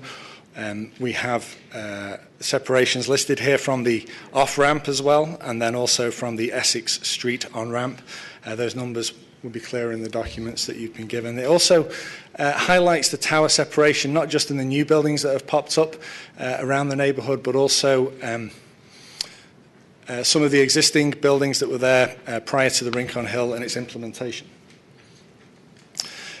This slide takes us back to 2010 when we first started looking at the project. Before Rincon Hill had adopted a height map, the height map we had to use is shown in the lower left-hand side. From this, we assessed where we could reasonably build on the site, noting the 400-foot height limit. We proposed a 400-foot tower. And while the definition of the 65-foot portion was ambiguous, we opted to stay within the bulk constraints of a 400-foot tower. And that was the scheme that we originally proposed for the site: maximise the height, maximise the housing, build it out to its full development potential.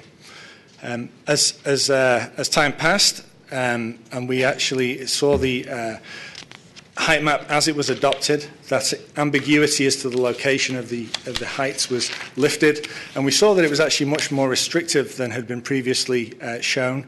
And so, on the right-hand side of this slide, you can see the building that emerges when you apply the tower separation and the new or the adopted height map.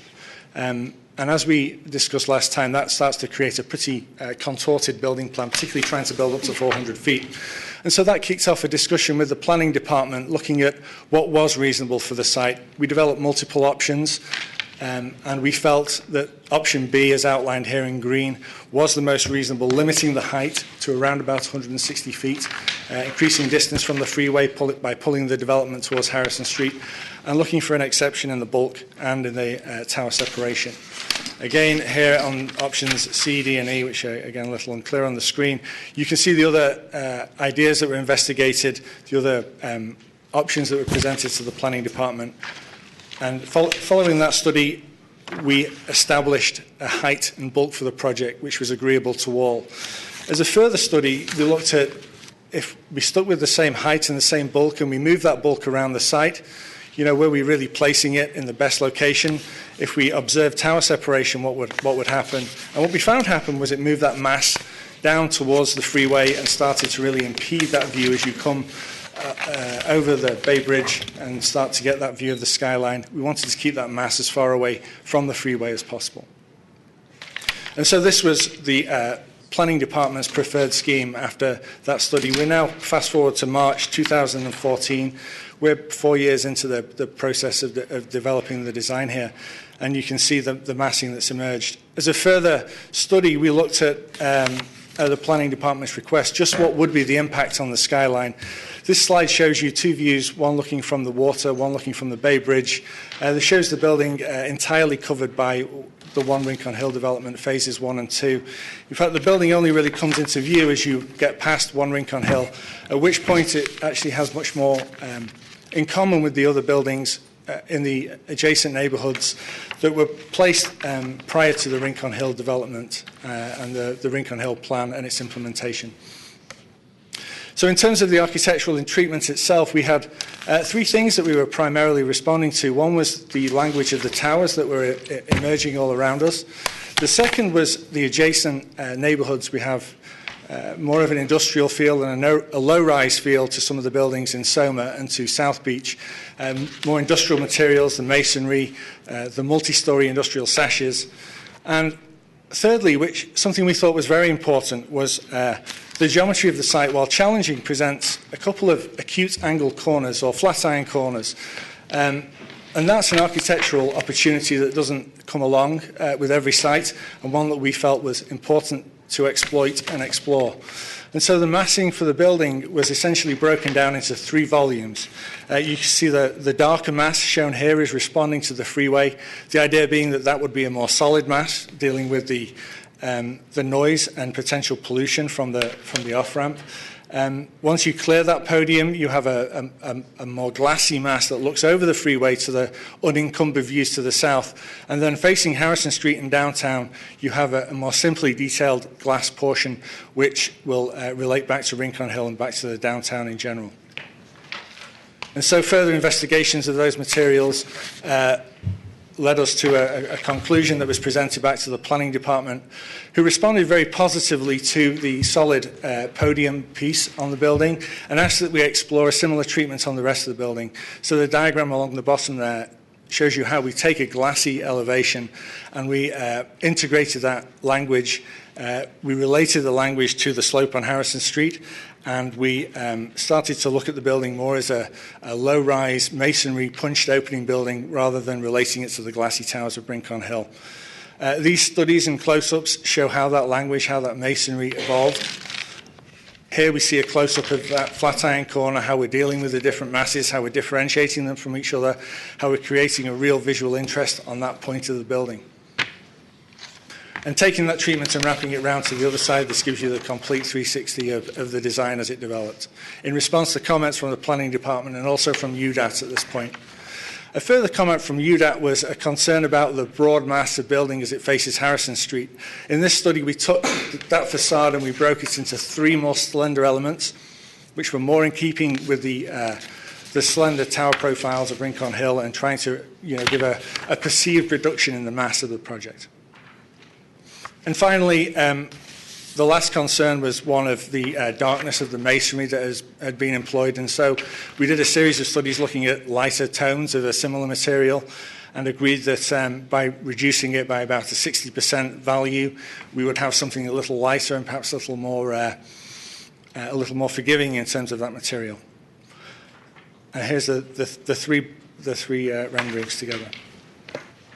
Finally, and what we think is one of the most important parts of the project is the improvement to Harrison Street, not just on the site, but all the way up to First Street. You see the existing building in the upper left-hand corner, and what the proposed improvements would bring to the neighborhood in terms of life on the street, active ground floor uses, some retail space, something that really brings activity to that block of the neighborhood that's really needed. The last couple of slides were prepared after our last presentation to you. They were really to further investigate and to further clarify some of the challenges with the site. These first two images show you the challenges with building up to 400 feet, the contorted nature of the as-of-right plan on the left, and really the mass that's presented to the freeway on the right. On the second slide here, you can see the scheme that's already been presented is option C. D is a reduction in the mass of the building. It actually is using the mass that's applicable to a 300-foot tower. But we'd only be building up to 194 feet or so in this option. This would be building the same number of units, but with a slightly reduced bulk. Option E is observing of the bulk requirements, but creates a very limited floor plan in terms of size. With the amount of vertical circulation and structure that's needed, it doesn't really work. And so the last slide here is a response to the request for more housing. Within the confines of our environmental studies, and particularly the traffic study, we found that the ceiling was around about 205 units. So these two slides illustrate what happens when you build that maximum amount of housing. So you're either going to take option C, which is the as-of-right, or rather the agreed scheme, and add 3 stories to it, or the reduced bulk, adding 2 stories to that. Thank you. Thank you. We'll take public comment, and I'm sure we'll be asking project sponsor to come up and answer questions. Robert Del Rosario.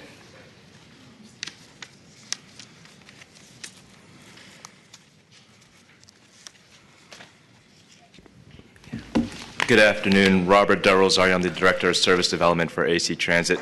I wanted to confirm the comments made by Hines, and we did have some initial conversations with them, which were productive to really look at how a contraflow lane off-ramp would intersect or work with this property design.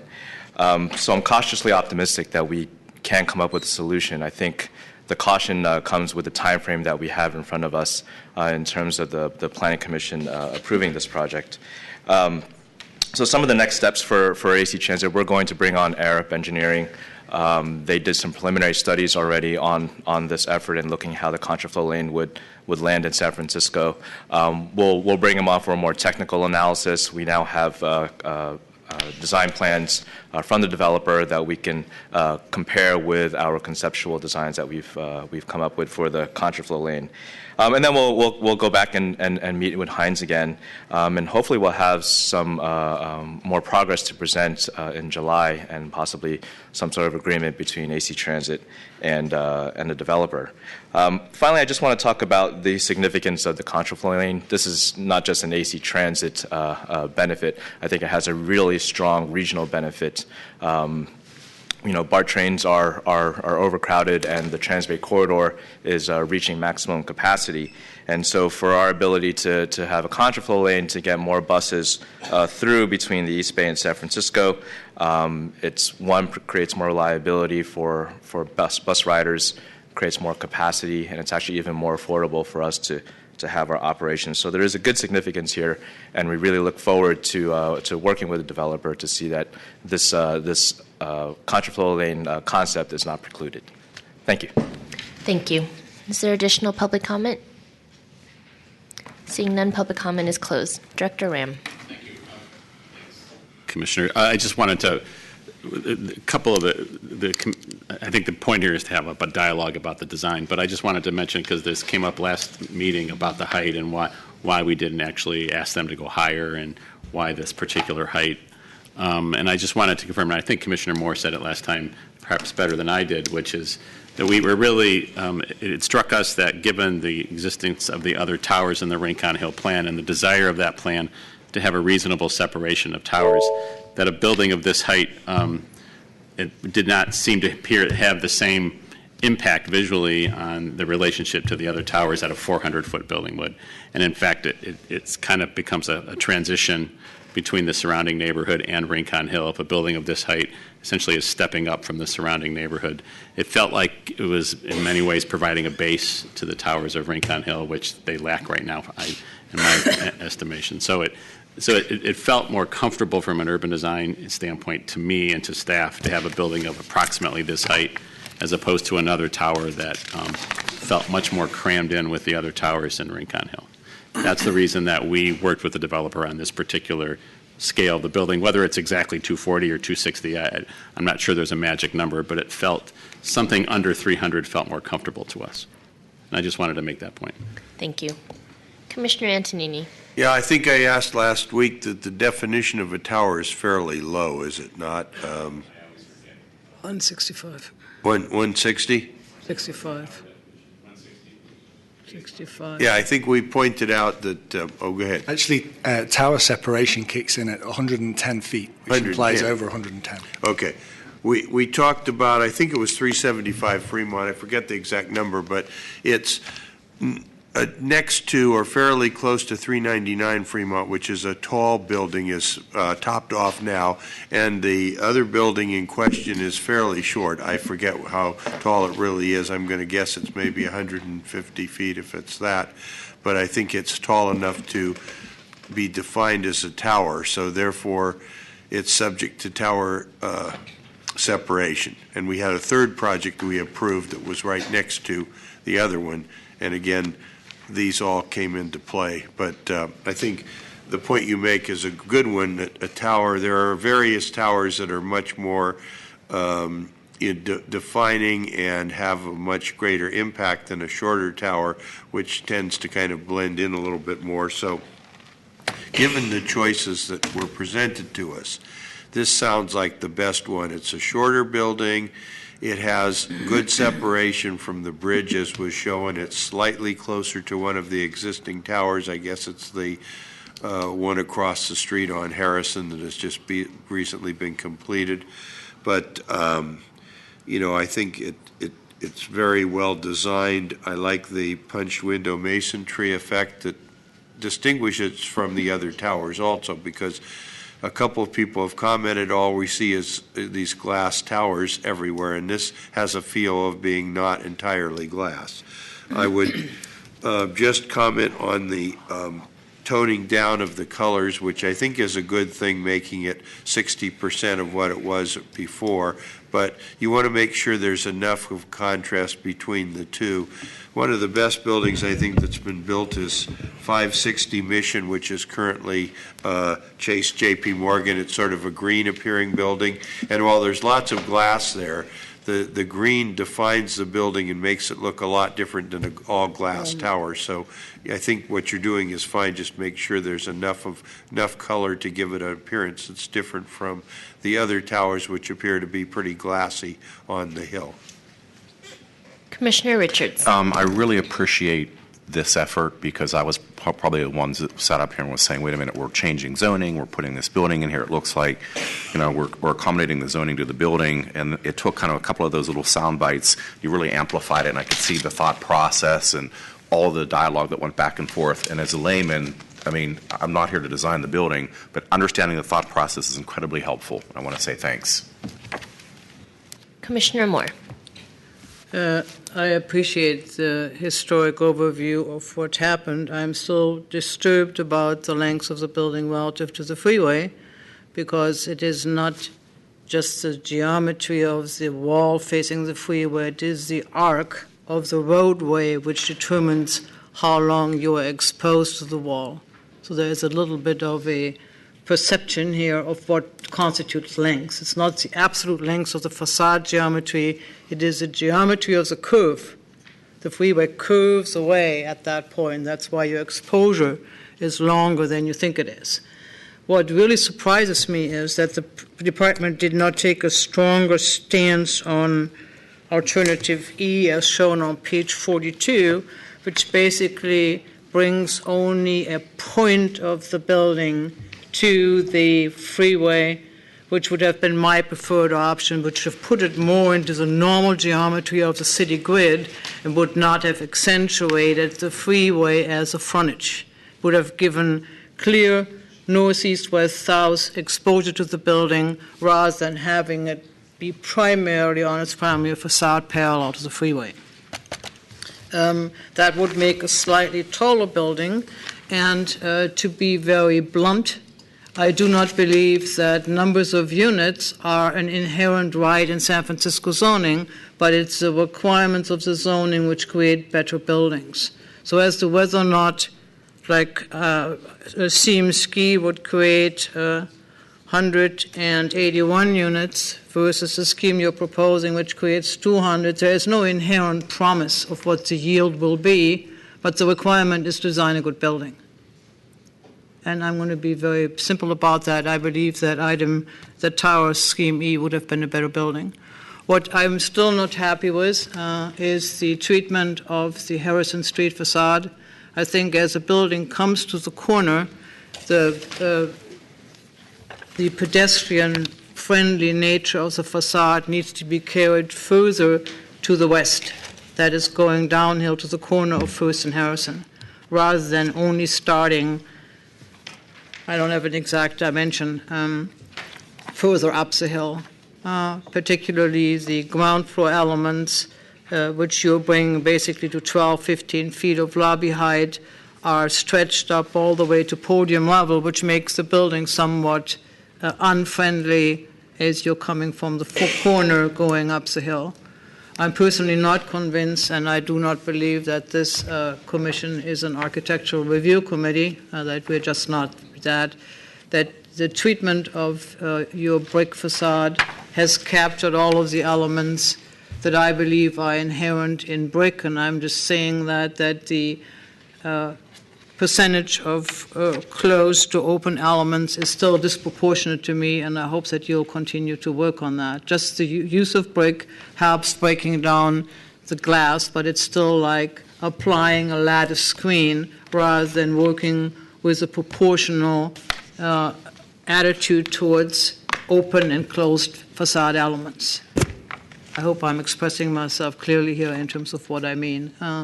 The solid elements or your brick facade elements are at this moment only like a geometry you're pasting on the facade, sorry for the lack of words here, and it's not really quite worked out enough relative to solid versus opening. I would also like to see a treatment as you're moving from west and south-facing facades around the building to see variations on how the building looks on its different sides. And then I think the examples you're showing, we're still having a residential building here. And I think I'm more interested in contemporary investigations into residential facade expression than trying to deal too much with transformation of industrial. We're past that point in this area. Rincon Hill is a residential neighborhood, so I'd appreciate the residential expression to be very clear. We are not making recalls to the past. We are moving forward into the future. I like your discussion on the Flatiron. However, Chicago examples don't quite make it in San Francisco. Thank you. Director Ram. So, Commissioner, I just wanted to clarify a couple of your comments, if I might. If looking at those alternatives on page 42, I think it's the width of the tower, not the base, that you're most concerned about when coming across on the freeway, right? So it's the upper portion of the building and the width of the upper portion that you have a concern about. I just want to clarify that. I like the tower orientation as being skewed and the facade of the tower only meeting the freeway as a point rather than as a flat facade. That is the example E, 223.4 feet with 181 units. That diminishes the problematic nature of facades being parallel to the freeway. It puts it also, when you look at the overall tower composition of downtown, we're starting to not just soldier buildings, which means towers lining up, but it puts it into a checkerboard pattern, which gives more light and air and room between towers. That's why I picked that example as being, from my perspective, the most promising one. Okay. Thank you. Commissioner Antonini. Yeah, I agree with Commissioner Moore on the masonry. It does look like it's kind of a facade at this point as opposed to being a part of the building. So probably if you use that, which I strongly support, then do a larger surface, because you've got a lot of solid surfaces, but you only have just a few of them that hearken to the masonry. So I would say a higher percentage. But I like the punch windows. I like, as I said earlier, it's nice to have buildings that don't all look the same. All these glassy towers are getting a little repetitious. This looks a lot better because it does hearken to the industrial buildings and also kind of breaks it up from everything else on the hill. So I think you're doing a lot of the right things. I think you could bring a little more masonry in. As far as whether the buildings are paralleling to the freeway, as long as separation is an adequate one, which it seems to be by your dimensions that you've shown, I'm not as concerned whether it's only a point contact or it's a linear contact. The separation is a separation. Those who have the units are going to know that's what they're getting. That's kind of what it ends up being. Commissioner Hillis. Just a question. When looking at the alternatives, I had some of the similar response on kind of alternative G and E. I mean, not necessarily, they just seemed less bulky. Obviously, they are less bulky. But you had some notations here in a box kind of about why they maybe didn't work, or some of the downside. And in both those cases, kind of G, which gave you a taller, little less bulky building, and E, you kind of checked off neighborhood support wasn't there. What was the issue with neighborhood support? And maybe, I mean, it seems like E would be more efficient from a vertical circulation standpoint than C, perhaps. But can you just walk through kind of the G's and E's and why Okay. they're kind of don't compare well to C?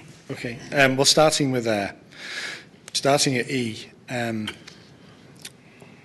Really, as the taller the building goes and the more units it has, it does have the same number of units as you can see, but it requires adding an elevator. And the additional height in the building would add an elevator.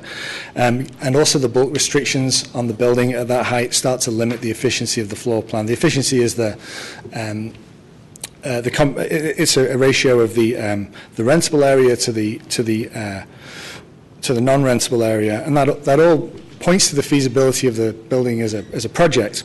And when we go below about 80% with a tower, which this would be, and you're having to apply high-rise construction techniques to a project, the minute you start to go below 80% with a tower footprint, it starts to become that's a red flag in terms of these projects. We don't develop many of those.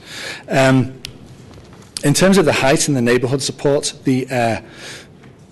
it's not that we couldn't get neighbourhood support for option E, it's just that we have neighbourhood support for option C. So to actually go back into the process of showing something to the neighbourhood group that was an additional 5 stories tall there's going to be a lot of sensitivity to that. That's not to say we couldn't persuade them that it was a better solution, but going back to the neighbours and telling them they're getting a taller building, having spent 5 years telling them they're getting a shorter one, is going to be very difficult. So we don't have that support. Again, it's not to say we couldn't get it. In terms of option D, that efficiency starts to improve. You do get enough floor area based on the size of the plate. You're also only adding 1 floor at that time, so you're not adding an elevator, so your vertical circulation is a little better. Towards the downside with D was really losing that opportunity to develop the building right out to that acute corner and really give the building an identity, using the flat iron geometry of the site to really give the building something different that other buildings in the neighbourhood don't get. Not lots of buildings in the city get it, save those along Market Street. Yeah. Okay. No, I understand. Thank you for this presentation. I mean, I see why we kind of ended up. I mean, I prefer, and I think we all do, kind of a less bulky, taller building, but understand kind of the constraints of the site and how you ended up. I'm somewhat indifferent to like a G scenario. I like kind of the Flatiron type effect. E looks a little bit like you were designing a 400-foot building and just kind of lopped it off at that level. But I mean, I kind of, like Commissioner Moore said, we're not necessarily an architectural review body and appreciate this kind of presentation. Thank you.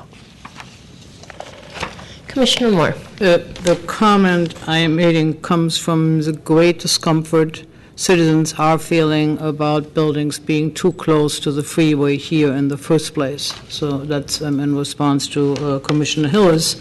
And I think when the Rincon Hill plan was conceived, there was not really any real discussion with realistic parcel depths and buildings on previously low-rise industrial sites and how they would translate into buildings that are indeed efficient and feasible on sites which are much too close to the freeway. Having said that, and you seem to have all the answers of why your scheme is a better one, the biggest concern is and remains that these buildings are too close, and how do we diminish that? I think the department's attitude about lowering height is one, but I think that has to be also balanced with building orientation and minimizing facades parallel to the freeway. I maintain that that is a very strong public concern, and I also like to remind you it was Commissioner Lee who was on the commission when the first building was approved. I think Commissioner Angelini was too. He said, if I would have known what I see now, I would have never, ever approved this building. If I could add a couple comments, I agree with the sentiment that maybe I think it's option E or option G gives a sense of both not having so much facade along the freeway and less bulkiness. I'm looking at your Flatiron examples, but there's something about this building that doesn't achieve the same thing. I think because it's more angular at the tip of the flat, whatever that's called. Those are rounded. It's a rounded edge in those other examples, right? But this one has the angular point, and so I don't know that it's worth achieving the Flatiron and giving that up and having then the bulk and the long facade along the freeway. At the end of the day, though, I am a believer that none of us experience buildings from bird's eye view. We experience them from the ground floor or from the inside, if you're lucky enough to live here, and if you want to live near the freeway. So I do agree that more focus on the pedestrian experience really is sort of what's the best for the public.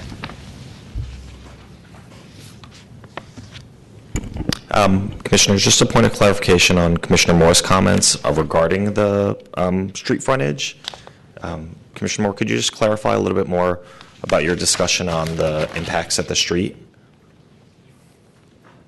I think the pedestrian friendliness of the building needs to start at the corner and not rake up the hill till you are at least 60, 80 feet into the building facade.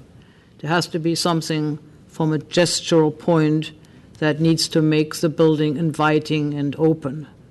With the counterflow lane still being an issue, there may be certain constraints, but it's the openness of the building rather than a closed, unpedestrian corner, because we're putting that requirement on each and every building, and I want to see that here as well. I do want to give Mr. Vettel a chance. You were walking up to the podium to respond.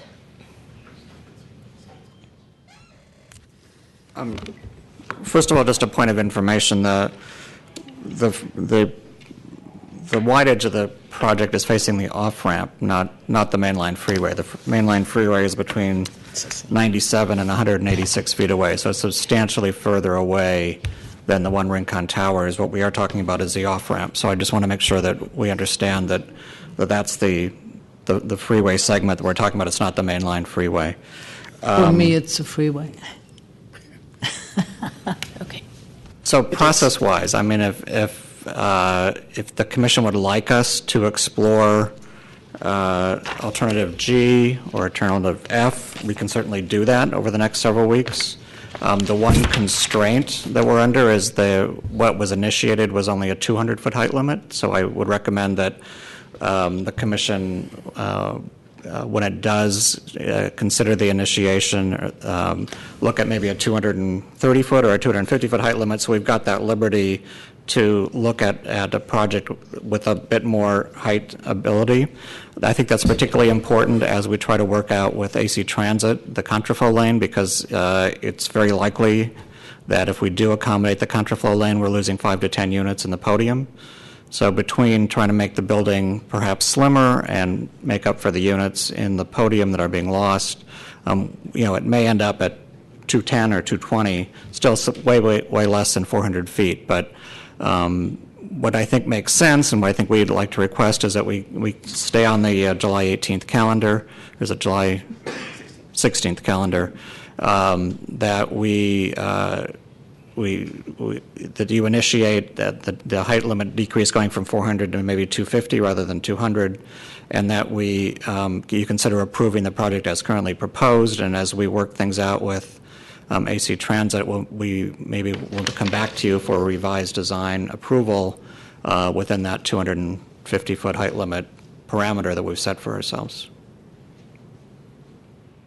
Okay, thank you. Commissioner Antonini. Yeah, I'm fine with all those things. Obviously, I think most of the commissioners have said that they're okay with a little more height if it means a little less bulk. And so certainly we could, it doesn't mean it has to be that way, but it leaves you that. Yes, sir.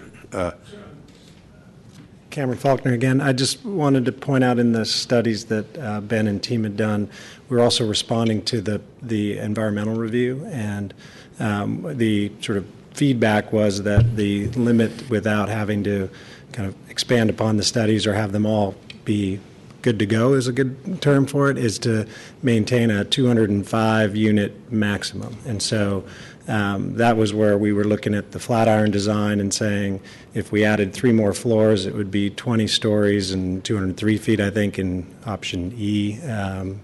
Or maybe that's F now. And so that would require 5 units to come out of the podium. That might actually coincidentally match up to what we'd give up for AC Transit contraflow.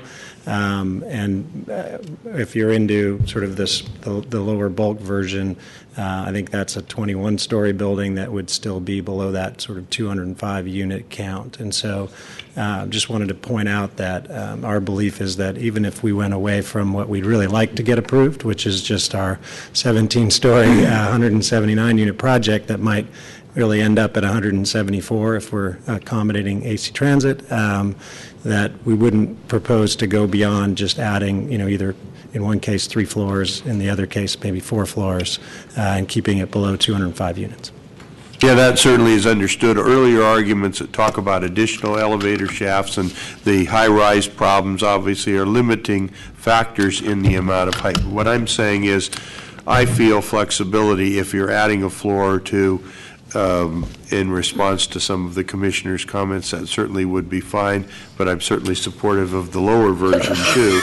And then the other thing I heard sounds like some of the commissioners might want the Flatiron element to be more of a convex rounded flat iron rather than a squared off flat iron. I mean, that's a fairly minor point, but I've heard it said in keeping with what we traditionally see on the flat iron buildings. And finally, is there a crosswalk at Essex for pedestrians? I'm not sure. I walk up there a lot. I never go that far. There currently is not a crosswalk at either First Street or Essex. I think one of the big reasons we're excited about this project is that by doing our streetscape plan, which would take the sidewalk and widen it and add the trees and all the open space kind of improvements, we extend that up past 511 Harrison to First. And then come down to Essex. And so there is a plan that's in the works from the city side to request Caltrans to allow for pedestrian crosswalks both at Essex and at First Street. we're certainly supportive of that, and would, that would integrate into the design where in each case at either end of the streetscapes improvements that we would complete, you've got the bulb outs and the sort of setup for pedestrian safety. So I think one of the big, as you think about the ground plane and the ability to bring a housing project to this block, it really does help complete the transition up Harrison from the waterfront to sort of Soma and 2nd Street. And our job, in our view, is to add that completion on our side of Harrison. I think 45 Lansing, and we've worked with Crescent Heights, the developer there, is going to do similarly on their side of Harrison, the full block. I think with Underramp Park, you're going to have the pedestrian experience come all the way up Essex Street to that corner. And so within the sort of 3 projects, if you combine them all together, you're really going to improve the pedestrian experience in this edge of Rincon Hill. So we're excited about that. Lastly, I just mentioned that I actually came to San Francisco with Hines to work on 560 Mission Street, so I appreciate your comment about that. And that is a Hines project, one of many in the city, and I think that it's always our intent in the design process and working with planning to make sure that we're designing and building high-quality buildings for San Francisco. So fully intend to follow through on that with this one. So. Thank you for your comments. I totally agree. If you're trying to create a pedestrian experience in that part of Harrison Street with all the improvements you're proposing along the front of the building to encourage pedestrians, it's going to be hard to get pedestrians there if they can't cross either First or Essex. So, I mean, it's got to all work together, and we're talking about a pedestrian experience in Rincon Hill, and we've got to allow pedestrians to cross these streets. And it's not out of the question. There are a lot of places, even in San Francisco, where you have busy streets, like King Street coming off of the freeway there, but pedestrians are able to cross at those various places, and it makes it a lot more welcoming for people to walk from one side of King to the other if there's a way to cross. So I think that would be something I would be very much in favor of.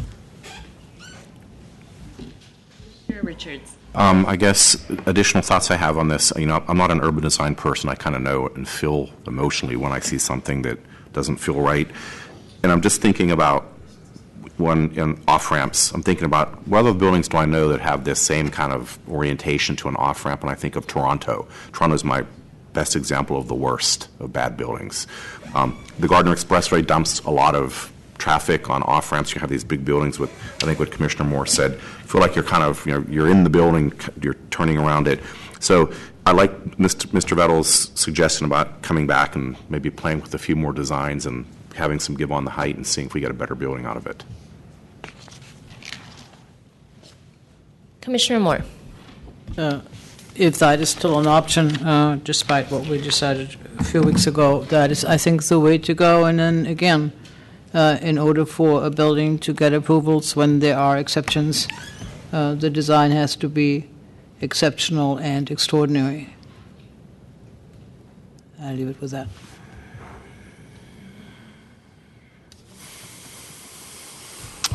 Okay. Commissioners, if there's nothing further, we can. Commissioner Hillis. Just a question on this. I mean, if we wanted to consider what Mr. Vettle's point that he brought up about considering a building that may be higher, taller, and less bulkier, do we have to do anything today in order to? It's not on your calendar to vote today, so you would have to change your motion to a taller, higher number on the initiation of the general plan amendments.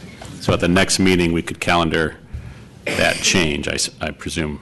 And there's usually if commissioners are headed in that direction about a taller. Sounds like the commissioner's less bulky. okay It'd with be good to bring that back and modify absolutely. it to give time to.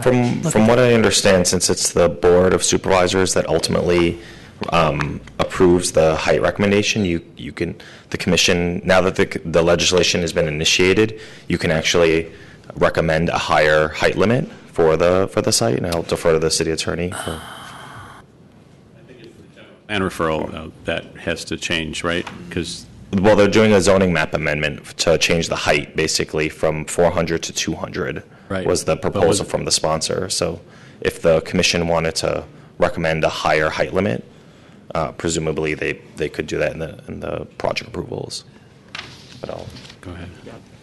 My recollection is a general plan amendment doesn't say one way or another what the height is. It's the map mistake. amendment that the commission could recommend a less of a reduction. Commissioner Moore. I'd like to ask a generic or make a generic suggestion to the director. If we have projects in areas as complicated as this one, I think it would be good to have the possible alternatives being discussed before, even in the presentation a few weeks ago. None of the previously explored alternatives were even been discussed. I appreciate you bringing them forward. This discussion should occur much earlier because architects have fees and deadlines and schedules, etc. I think it would be better if us as commissioners, as well as the public as participating, would see the possible options discussed much, much earlier. Commissioner Richards. The person that was struggling with this last time the most was me, and I think what Commissioner Moore said, I think, is spot on. For these kind of complicated projects, it would really be a great thing to see these alternatives. So I really appreciate the work that we could do there in the future. It's kind of a situation. Thanks. Thank you. So Director Ram does have to leave at 2:45. Is that correct? So if we could please just go through the legislative items before he has to leave. We do have general public comment next, Commissioner. So at this time, members of the public may address the Commission on items of interest to the public that are within the subject matter jurisdiction of the Commission, except agenda items. With respect to agenda items, your opportunity to address the Commission will be afforded when the item is reached in the meeting. Each member of the public may address the Commission for up to 3 minutes. I do have one speaker card. Mr. Elberling. Honorable Commissioners, why in the world hasn't the department initiated interim controls for the Mission District? Listening to the director, the 2020 plan, it's clear that it's going to take some months before you'll have anything. And of course, to do legislation, even if there's no EIR required, we're talking a year before there could actually be any ordinance. And if it gets into EIR, you know it's several years. Meanwhile, the Mission is burning down in a conflagration of a runaway real estate market.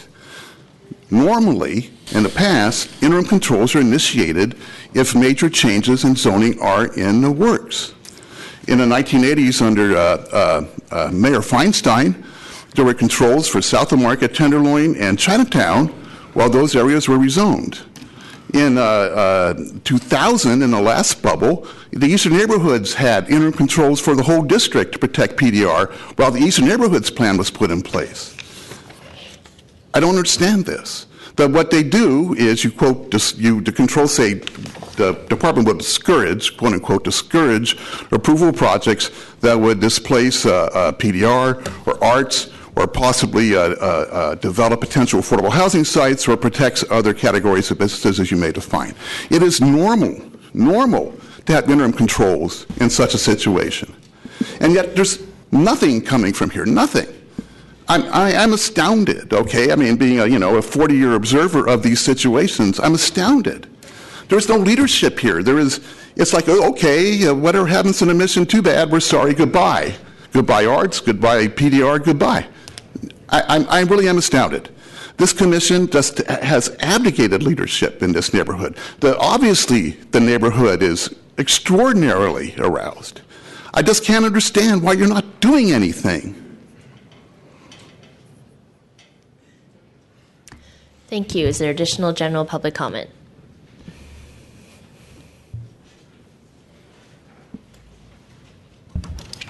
Good afternoon, Commissioners.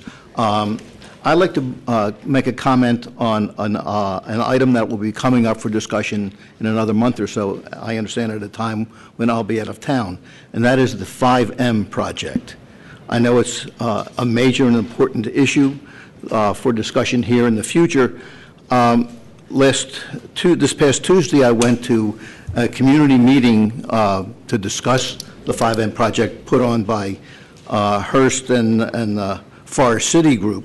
And I want to compliment the Forest City highly competent PR team for managing a meeting that allowed really no public conversation about the project itself.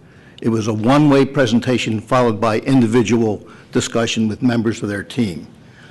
I'm concerned about this project because it brings the central business district to SOMA.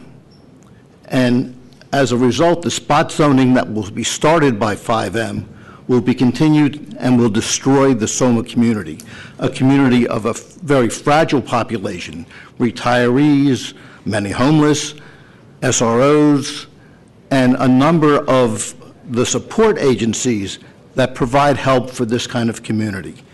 They will disappear. The spot zoning will flow through the SOMA area in the next 10 years. You're starting it with this one.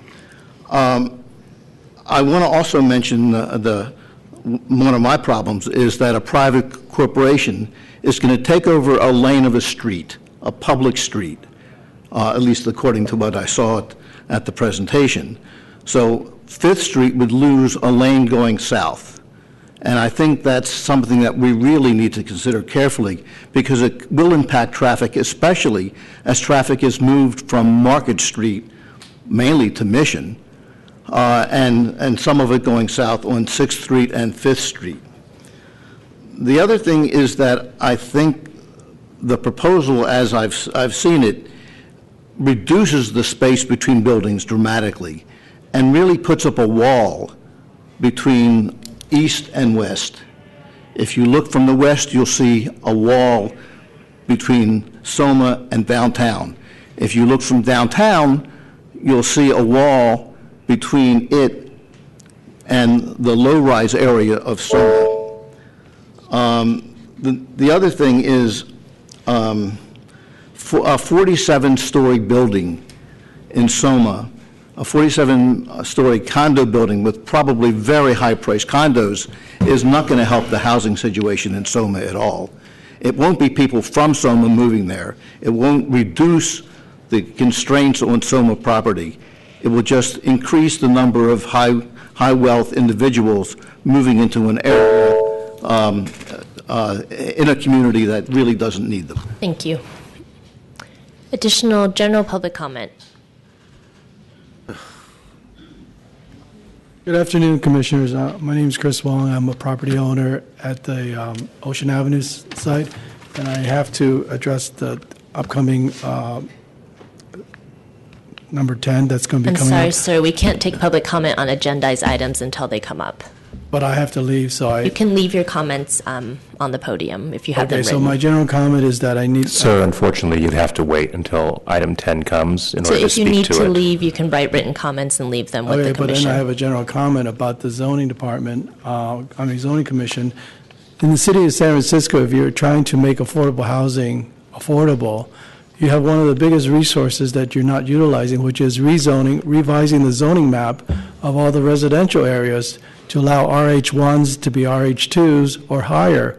I mean, it doesn't make sense in my street, especially right by Ocean Avenue, where you allow multi-zoning, mixed-use buildings, but then the houses right behind it are still RH1s. I mean, it's not fair to the citizens, the residents, that they can't take their properties and have that choice to create affordable housing by having legalize their in-law units. We know that a lot of homes in the city don't legalize their units because they don't have the proper zoning. So I'd like to ask the commission to please consider in the future to revise a zoning map that makes sense for the city for the upcoming for the new era. I mean, if you want affordable housing, instead of just tearing down buildings and building new buildings, why not utilize the already single-family homes that are around the city, that at least give them that choice of having legalized in-law units and rezone that? That's my comment. Thank you very much. Thank you. Next speaker. Good afternoon. I'm Georgia Shudish. I've been here before talking about the alterations that are demos, and also what also seems to be happening is some of the second units are getting absorbed into the larger square footage of the homes, and when they're marketing these homes, they're saying, oh, well, you can just, make it part of the unit. And what the one single-family home that's been remodeled And what sort of precipitated me coming this week was we had these big sales in the news, $7 million on Elizabeth between Castro and Noe on a 25 by 114 lot. That was a single-family home with a second unit, and they merged the unit. They put the units together, so it's keeping the units, but when they marketed it, they said, it's really one-unit home. And the other one, which was a remodel, was up on Hoffman. That was the second most expensive. That was 6.7. So I guess I'm just here to talk about that because, it was said, well, call the building department. But I kind of had a discussion off the record with the building department, and they can't catch these. They can't because, a wall's up, or they put a wall back, or they see it at a certain time, and it's very hard for them. And I think, too, what's also happening, which they may have to focus on, are these huge excavations that are going on to create these basically iceberg homes, as they're called. So maybe that's something to be focused on. So I have 2 suggestions or 2 points I want to make. One, that maybe when these projects come into the staff and your staff has expertise, you can, the staff can have greater scrutiny on these and look at the plans closer. Or, since they're building these really big homes that are very expensive, maybe, and you're doing your nexus study, maybe something needs to be looked at with saying, well, what's the impact of these homes in Noe Valley on the rest of the city, particularly the Mission? Historically, Noe Valley is the Mission. Culturally, historically, sociologically, and it's only recently Noe Valley's become this sort of distinct area. So those are my suggestions, that better scrutiny from the staff when these projects come in, and maybe when you do your nexus study, are $7 million homes, are they responsible? What's their role in what's happening in the rest of the city, particularly in the heart of the Mission? And the other point I want to make, Mr. Iona, you never started my clock. That's why I'm talking. My apologies. You're forgiven. The other point I'll make quickly is a lot of these buildings that were remodeled, they extend the interior of the house into the yard. So they're creating these huge things with these the cement walls, the retaining walls, a lot of cement, a lot of wood, and the earth is sort of covered up. And I know we all got in our water bill the thing about the groundwater being mixed in with the Hetch Hetchy water, and I just think it's something that maybe needs to be looked at, that if you're covering up these backyards, where's the water going to go? But I really hope that the staff and maybe even the Nexus study will look at these overpriced homes. Thank you very much. Thank you. Is there any additional general public comment? Seeing none, public comment is closed. Commissioner Richards. I just want to make a comment. Some of the things Mr. Oberling said resonated with me insofar as, we've kind of struggled with this commission making policy, giving direction, and I think we do it well maybe on a project-by-project basis. We created the action item list, we did the rules committee, and we're going to be hearing that in July. And I think it's at some point having time to talk about some of these items kind of free flow as commissioners in front of the public would be, I think, a benefit not only to us but also to the public debate. Thank you. Thank you. Commissioners, it'll place us under your regular calendar for items 9A and B for case numbers 2015-007369 PCA. Resolution waiving the Planning Commission's opportunity to consider Board File 150571 and Board File 150568. Somewhat unusual request for an unusual agenda today. It is. It's very unusual. Commissions, the items before you today are 2 resolutions that would waive your opportunity to comment on 2 ordinances that are associated with the city's proposed budget. The first would waive the planning and building fees for legalizing unwarranted units, and the second would amend the admin and planning code to make the citywide affordable housing fund self-appropriating. As you are aware, the planning code requires the Planning Commission to render its decision on Board of Supervisors initiated ordinances within 90 days of the date of referral. Failure of the Commission to act within the prescribed time constitutes disapproval by the Planning Commission. Further, these items can't be properly heard by the Board until either the 90-day period has expired or the Commission has taken action. These 2 ordinances were referred to the Planning Department on June 10th of this year. As such, the Planning Department has not had adequate time to calendar these items for consideration by the Planning Commission at properly noticed public hearing in order for the ordinances to move forward in concert with the city's budget. In order for these items to move forward with the city's budget, the Planning Commission would need to pass resolutions waiving its opportunity to hear both of these ordinances. I'll be discussing the fee waiver ordinance, and Sophie Hayward and Benjamin McCloskey from the Mayor's Office of Housing and Community Development will discuss the modifications for the city's Affordable Housing Fund. The fee waiver ordinance would waive the planning department and building department fees related to the legalization of existing accessory dwelling units constructed without permits in order to incentivize the preservation and legalization of existing housing. This ordinance was developed by the Mayor's Office in consultation with the Planning Department after the department's budget was presented to the Planning Commission. Therefore, it was not considered by the Planning Commission at the time. The ordinance is an outcome of the Mayor's Directive 1301, which directs the Planning Department as well as other departments to prioritize their work plans to the construction and development of all net new housing, including affordable housing. The department estimates that the fiscal impact of this ordinance would be minimal. Last year, 34 permits authorized the legalization of existing units within the city.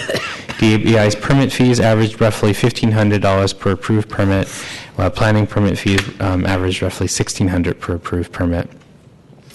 If a fee waiver had been in place during that time period, the total cost to the Planning Department would have been roughly $52,000.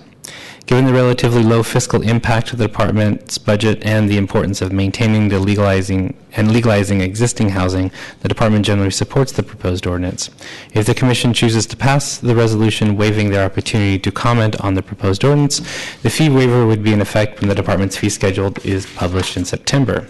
If the Commission decides not to waive their opportunity, the ordinance would be agendized for another hearing date and would probably not be effective for several months after the department's fee schedule is published. That concludes my remarks, and now I'll bring up Sophie Hayward. Thank you.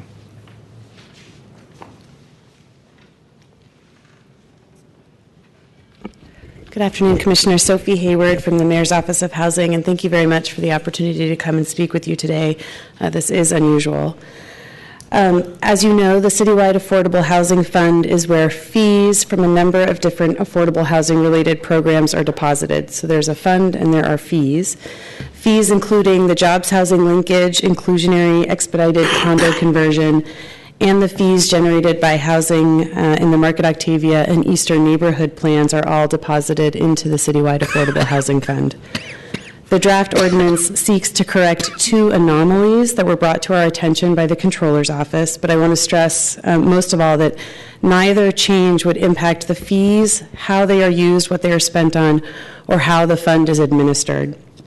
So first, the Citywide Affordable Housing Fund is currently defined and established in the Planning Code and in the Planning Code only, and that in and of itself is unusual. It's not defined in the Administrative Code, which is the typical governing code for funds that receive fees from programs. The draft ordinance would correct this, and it would define the fund in the Admin Code in exactly the same way that other funds are typically defined and in exactly the same way that it is currently defined in the Planning Code. The second change is a little bit more complicated, but again does not have an impact on the way the funds are spent or how the fund is administered. And that's the so-called appropriating language that is in the list of fees that are deposited into the fund. That appropriation language is not consistent in the Planning Codes. Put simply, the Planning Code is explicit in that two fees and one fund, the Affordable Housing Fund, are self-appropriating, and the Planning Code is silent in regards to appropriation language for three fees. However, to complicate things, those fees refer to the fund, which is self-appropriating. The draft ordinance seeks to correct this, and this is at the request of the Controller's Office. Again, to be very clear, the draft ordinance in no way alters the allowable expenditures defined by each specific fee, and I'll just be specific. All the fee revenues are restricted to use by the Mayor's Office of Housing and Community Development for the production of affordable housing, and in all cases, those fees are administered by the Mayor's Office of Housing and Community Development. That language will remain, and it will be carried over to the Administrative Code as well. No allowable use and no city spending practice will change. Given the clarifying nature of this ordinance, We respectfully request that the Commission waive the 90-day review so that the Board of Supervisors may consider this ordinance with the budget. I'm joined by Benjamin McCloskey, our CFO. If you have any questions, we're happy to answer them. Thank you. Let's open for public comment. Is there any public comment on these items?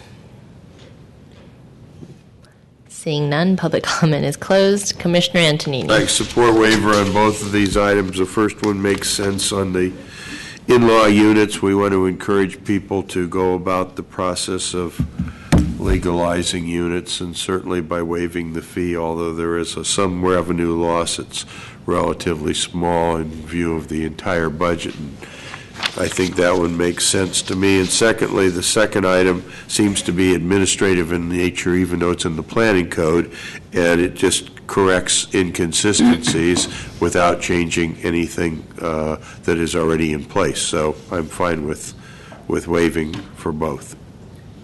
Commissioner Hillis. Thank you for the explanation. I think substantively these are fine. I mean, they seem relatively uncontroversial and straightforward. And thank you, Sophie, for the explanation on that housing fee, because on the housing funds, because that seemed more confusing when we read it. But it's clear when you state it. My question is, as I was reading this, we noticed this hearing to waive our rights. Why couldn't we be having the hearing right now to make recommendation? What's the difference? We have to do a 20-day newspaper notice for you to take an action on a ordinance. We didn't have 20 days. It's actually more of about a month when you include getting it to the newspaper and then they publishing it, and the day they publish it, and then the 20 days. So it takes about 3 to 4 weeks to actually do that noticing. So when we normally hear these, and these are when we normally hear an ordinance, we're making a recommendation to the board right on an item. So in those cases, they're just noticed in the newspaper. Yeah, the only 20 noticing days that beforehand. Right. The only noticing we have to do for ordinance is a newspaper 20 days beforehand. Do we do additional noticing beyond that newspaper? Sometimes we do emailed notifications if it's a big ordinance that making a big change. I did that for the Article 2 ordinance, but generally no, we just do the article with the newspaper article notification. Okay. Yeah, because that was my confusion is what we're actually, because we're hearing this, we can ask you questions on the substance of the changes and, right. You just can't if make a there were recommendation. So. I guess we could, we could throw out recommendations. I guess we can't do them as a body. I wouldn't have recommendations on them, so, I'm supportive of the substance of the ordinances. I think the concern would be where it sounds like we're doing something, waiving our rights to do something, but I think it's your clarification that really all we're doing is we weren't able to notice it in a newspaper. It's still gone through the normal notice of our commission agenda and hearing, and if people had issues with it who normally read our agendas and items, they'd be here and asking questions on it. Right. Just to be clear, it's the notification that causes you not to be able to take action today. Your two options are to waive your right to formally make a recommendation, or to not waive your right and then have a hearing in a month or 6 weeks.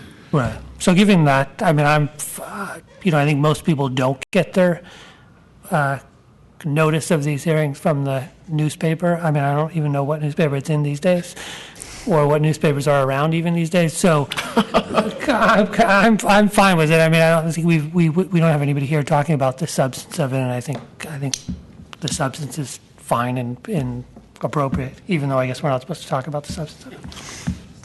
I want to echo some of that sentiment. I understand the restriction in noticing, but as I understand, the self-appropriating citywide affordable housing fund piece has been in the works for a number of months or maybe even years, and so it's unfortunate that we're here asking to be waived or asking to waive our own rights. In some ways, I also feel, though, that if this came to us as a piece of notice legislation, probably the Commission would pass it without any real changes or even recommendations to have the legislation do anything else. So so knowing both of those things, I'm okay to waive our opportunity, but just want to voice, I think, that it is quite uncomfortable to do so. On the issue of fees and how they're spent when they get to the fund, I do think this is a good opportunity. It's not what this legislation is about, but for us to maybe recognize that the Commission could use some education about how all of that happens. And so maybe if MOHCD were willing to come in the future to give some sort of informational presentation on that. Commissioner Moore. I share Commissioner Wu's concerns, partially because it's not as much about me, but I sit here in public trust to be the voice of the public and represent that voice. So by waiving it, I'm making a very personal decision, not informed by the voice of the public. I think the public is probably not even aware that this is happening, leave alone that this meeting is not even being broadcasted as of this moment.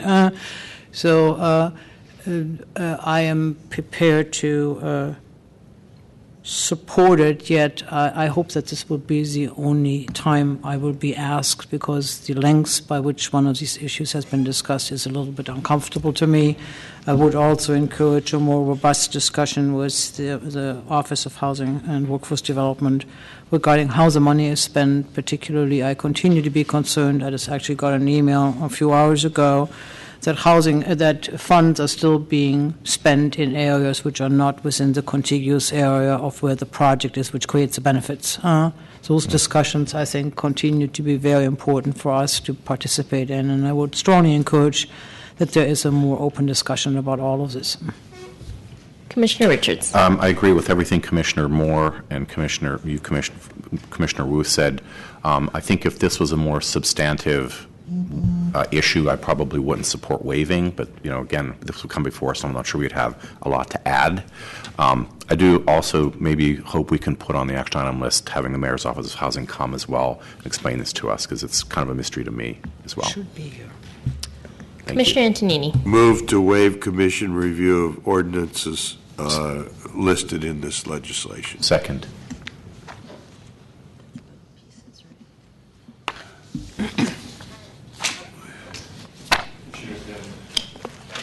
On that motion to adopt these resolutions waiving rights to review, Commissioner Antonini. Aye. Commissioner Hillis. Aye.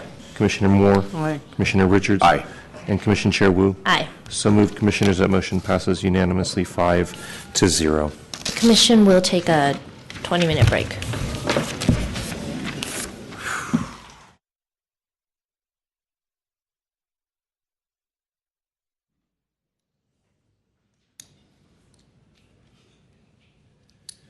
Good afternoon and welcome back to the San Francisco Planning Commission regular hearing for Thursday, June 18th, 2015. I'd like to remind members of the audience to please silence any mobile devices that may sound off during these proceedings. Commissioners, we left off under your regular calendar on item 10 for case number 2015-004022, PCA and MAP, rezoning properties on Ocean Avenue. This is a planning code and zoning map amendment. Good afternoon, Commissioners. Diego Sanchez with Planning Department staff. Today I'm presenting an ordinance that would amend the zoning map to rezone properties along the south side of Ocean Avenue between Phelan Avenue and House Street from RH2 and RM1 to the Ocean Avenue Neighborhood Commercial Transit District, the NCT. However, before I continue, I'd like to provide Jen Lowe of Supervisor Yee's office with time to present to you. Thank you.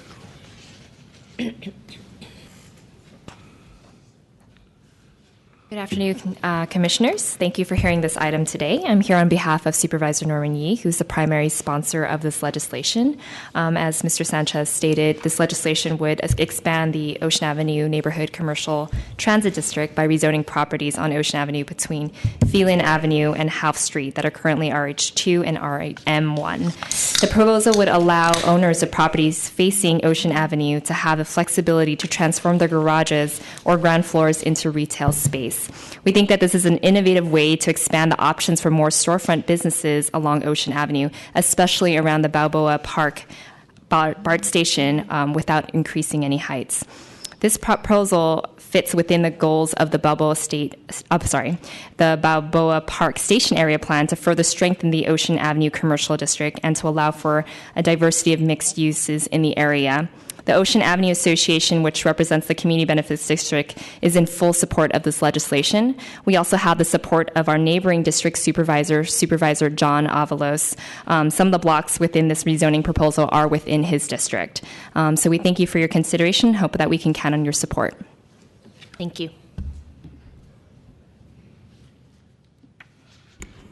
Commissioners, the Planning Department is in support of the proposed rezoning for the following reasons. The Ocean Avenue NCT allows a greater range of uses than the existing R district controls.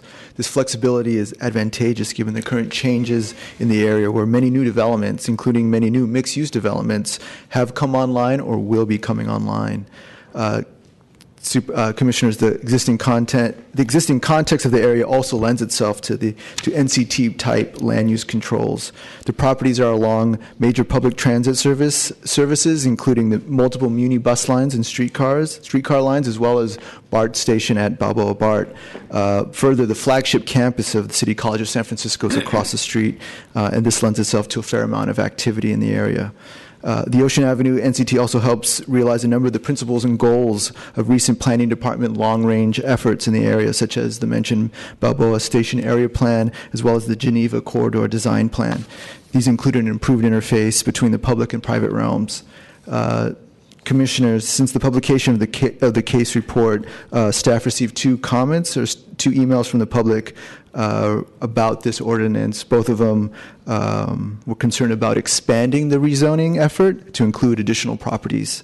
And I have those emails here for your review. This concludes my presentation, and I'm here for questions. Thank you. Thank you. Is there any public comment on this item?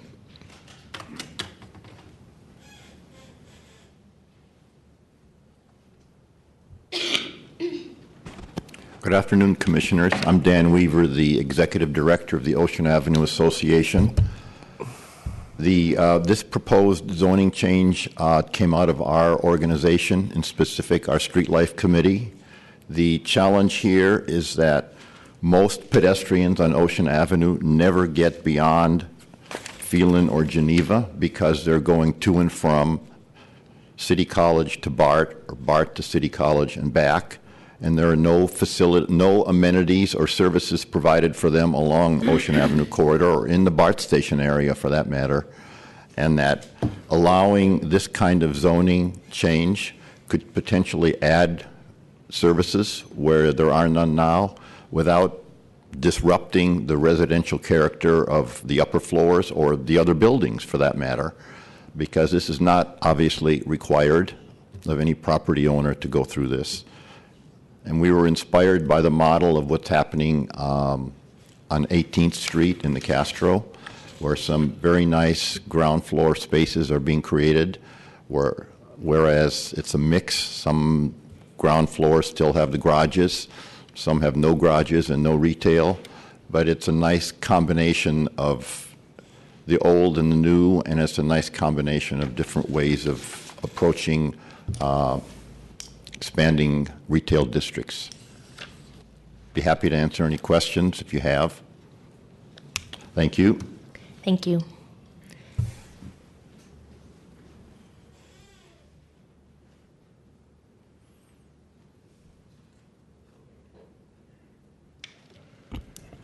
Good afternoon.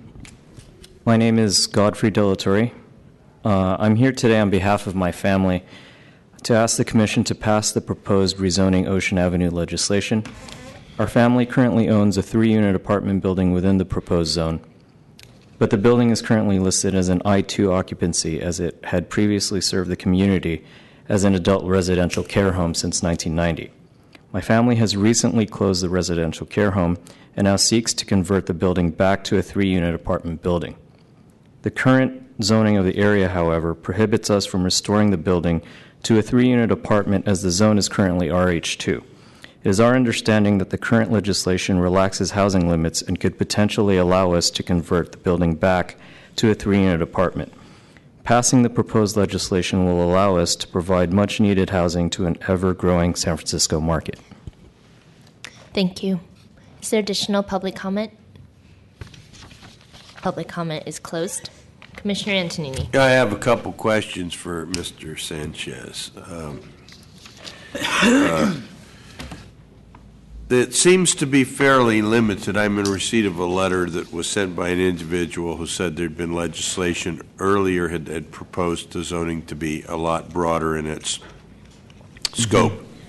And with particular reference just to Ocean Avenue, the commercial strip continues on to the west, at least as far as Ashton and almost up to Cerritos. So is that NCT now, or is it still remain neighborhood commercial?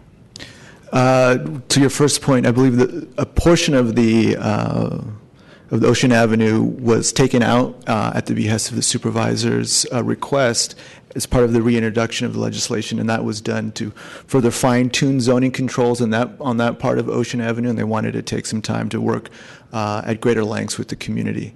Could you repeat your second part, the stretch of the street? What I understand is from the Union 76 Station West is all Ocean Avenue NCT. Oh, it is already NCT. So then, I can there's an Ocean, that's Faxton where that 76 is, I believe. Yeah. So there's an area between Faxton and, I guess it would be Houth, it would be Faxton and Phelan, is not included in this. This is only a very small area that's included in the legislation.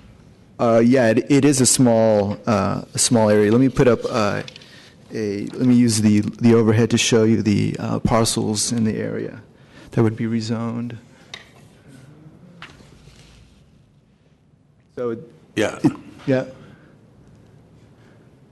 it's just those 2 or 3 parcels there. But as you can see, everything to the west is in the green is already Ocean Avenue NCT. This, in essence, extends the Ocean Avenue NCT a few blocks to the east. So you're saying that begins right there wherever we see the green, and that is already an NCT. So that's correct. There's no reason to change that. I wasn't aware of that. Yeah. Okay, that sounds fine. And then I guess the other thing, obviously, there's a feeling that there is a demand, there might be a demand for the storefront use because there's some vacancies, particularly at the other end of Ocean. So maybe with the provision of a lot of new housing there, it probably can't do any harm to have this flexibility to use it for retail. That's our feeling, given the number of new residential units that have come in. For example, the development at Avalon Bay, I think it's 1100 at Ocean Avenue. There's been a lot of new activity that's coming online, so we think that that would provide patrons for any new retail establishments, in addition to the students and faculty at City College. Yeah, and there's a lot of potential in some of this subzoning, resident out in that area and out by Lakeside, but, there's possibility that some of these areas like West Portal, Lakeside, and other areas might be beneficial if we could have a little bit more height in some of these areas. So we'll have to talk about that in the future, but definitely it goes beyond this. Thank you. Commissioner Hillis. So this, it makes a lot of sense to me as Ocean grows and we've got the Whole Food project and the Phelan Loop project happening and kind of linking that then with the BART station. So I kind of questioned whether some of it's built, the housing is built, but I think Mr. Weaver had a good point. We do see on 18th and Castro some of the kind of formerly residential properties converting and having some commercial. So I think this makes sense, and I'd move to recommend approval of the ordinance. Second. There's nothing further, Commissioners. There is a motion and a second to adopt adopt a resolution recommending approval. On that motion, Commissioner Antonini? Aye. Commissioner Hillis? Aye. Commissioner Moore? Aye. Commissioner Richards? Aye. And Commissioner Chair Wu? Aye. So moved, Commissioners. That motion passes unanimously, 5-0. And places you on items 11A and B for case numbers 2013.1179C and V. At 1700 Market Street, you will consider a request for conditional use authorization, while the zoning administrator considers a request for variance. Good afternoon, members of the Planning Commission. Tina Chang, Planning Department staff. The item before you is a request for conditional use authorization for the property at 1700 Market Street pursuant to Planning Code Sections 303 and 207.6 to modify the required 40% two-bedroom mix. The project was initially heard on March 26, 2015 and continued to today. After public testimony both supporting and opposing the project, the Planning Commission continued this item to see the following changes to the project. to investigate the minimum number of two-bedroom units that the project could accommodate, investigate the provision of additional common area within the building, consider increasing the amount of ground floor commercial space, and further subdividing the space into multiple units. After the hearing, members of the Planning Commission also requested design changes to the building's facade in recognition of the project's eminent location at a highly trafficked intersection, and to also provide further differentiation between the Haight Street frontage, which should be more residential in character, and the Market Street frontage, which should be more commercial in character. The project now proposes 42 total units with 7 two-bedroom units, 21 one-bedroom units, and 14 studios. The project sponsor found that accommodating two-bedroom units reduced the amount of space that could be devoted to common space within the building, thus no additional common space within the building is proposed. The project sponsor increased the commercial ground floor from 1,549 square feet to 1,753 square feet and subdivided the space from 1 to 2 units.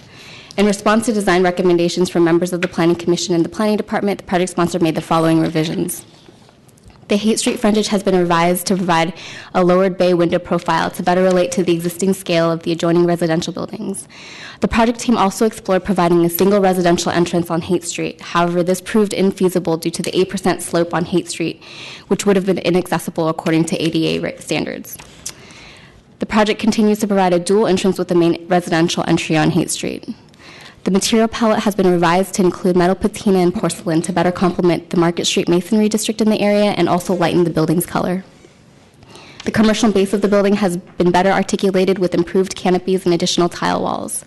The Gore corner facing Goff and Market Streets have been improved with an articulated cornice. And finally, the fenestration pattern for the entire building has been improved with clear pattern that differentiates the base, middle, and top.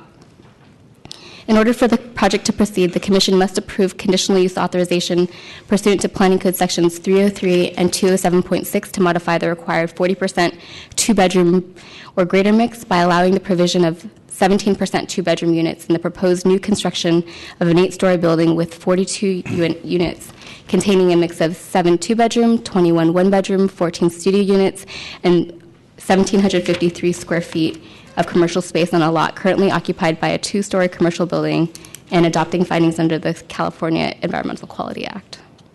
This concludes staff's presentation, and I'm happy to answer any questions. Thank you. Project sponsor. Good afternoon, President Wu, members of the Commission, Zoning Administrator Sanchez. I'm Jim Rubin, Junius and Rose. We've been working with the project sponsor for probably a couple of years on this project. It's quite a bit different than what you saw on March 26th, and it is quite different because of a lot of time that a lot of people spent, and I want to acknowledge that that's the time that some of you spent.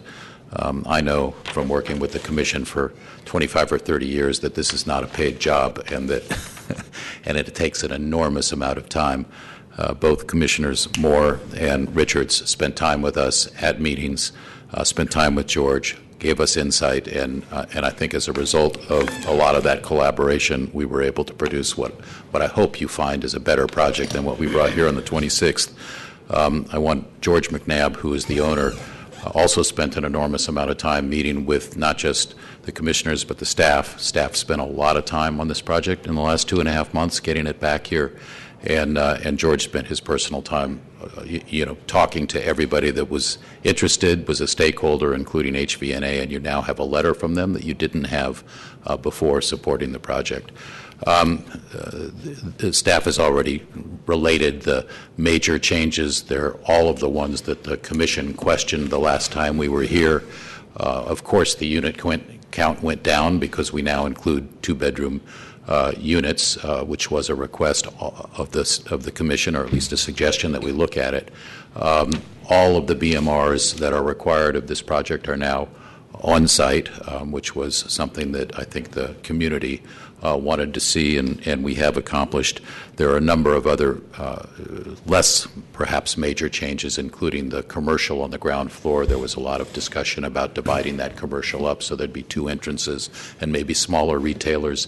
That's been accomplished. I think frankly we've accomplished everything with the sole exception of being able to increase the community space, because when you increase commercial space, you increase unit or bedrooms on the upper floors. We just weren't able to find that additional space.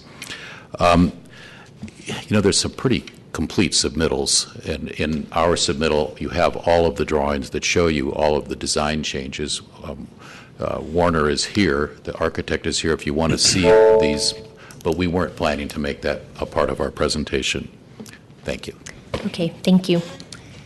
Is there any public comment on this item? Seeing none, public comment is closed. Commissioner Richards. Thank you very much. It's interesting. I get a lot of flack sometimes on why the Commission continues projects. I think Mr. Rubin summed it up, because we generally, I think at least in my 10 months here, get better projects. And I really think that nearly everything we asked for, save for the little bit of community space, you folks went a long way into working with us on and actually giving the community what it was asking for, as well as the Commission. I really liked the process. I liked meeting the project sponsor. I want to thank Commissioner Moore for all of her time on this, because she's obviously more of an expert, but it was a group effort. I think the project's much better, and I move to approve. Second. Commissioner Antonini. Yeah, I like it a lot. I just had one question. I'm looking at rendering A4.2, and it looks like to give the tripartite and the separation, there's sort of this rust color that has been implemented on the floors up through about the 5th floor, I think, second, yeah. And I don't see it on one of the panels here that's kind of on the end of the building. Let's see if maybe a view that was on A4.2. I mean, it may just be it's a color change, but let's see if we can see if that looks faded on that side. Yeah, there it is. Okay, so all the other parts of the building have that little bit darker color, but then that that color's there, and it's also all the way over on Market, but that one section right at the left here doesn't have that, which I think, in my opinion, it should also have it, because it's just a little more consistent with the rest of the building. Do you agree, Commissioner Richards? I guess, are you talking about the main, from the top of the building all the way down? Well, right here, you see how they go all the way down with the rust, which matches some of the masonry buildings, but for some reason that panel doesn't have it on. I mean, it would call more attention to the corner. Yeah, I think so. I'd probably defer to Commissioner Moore as an architect and an urban designist, and Mr. Schmaltz for his opinion. Yep. Well, the Bayzon, Warner Schmaltz, form design architect for the project sponsor. The building translates from Market Street around the Gore to Haight Street, and we use this 4-story high copper patinaed bay to reduce the scale of the building. Yeah. And we reproduced it on the other side. Now, it has these masonry inlays that you see on Market Street as well as on Haight Street. Right. And, there could be an adjustment of that material. I understand that that's a little bit of a subjective thing here. What we tried to do is use this 4-story bay as a divider and a scale giver on both sides of the building. And we articulated the Haight Street side a little bit differently to have some more masonry to it, and adjusted the bottom of the bay as it goes up the street in Haight also to emphasize the entryway. But, this kind of small modifications to material changes, I have no problem with that. Yeah, I would defer to Commissioner Moore, who's worked more closely with you than I have. I just think it makes the building look a little more consistent with its divided between the different parts of the building, because one of the things you emphasize is the tripartite division, and it's more traditional to have that sort of thing, and it kind of emphasizes that by not having that break there. But I don't have strong feelings either way, but that would kind of be my preference if the other commissioners agree with it. but thank you very much. I just wanted to say a couple more things on the building. Everything else you've done, added the 2 bedrooms, which is wonderful, and, on a constrained site, it's great we're able to get some of those in there. Breaking up the 2 commercial spaces, which is going to, what we brought up and others brought up, the fact that we can have 2 smaller commercials. And so, and I think it's the BMR on site. So I think, as Commissioner Richards said, everything we've asked pretty much was taken care of as much as I could see. So I'm certainly supportive.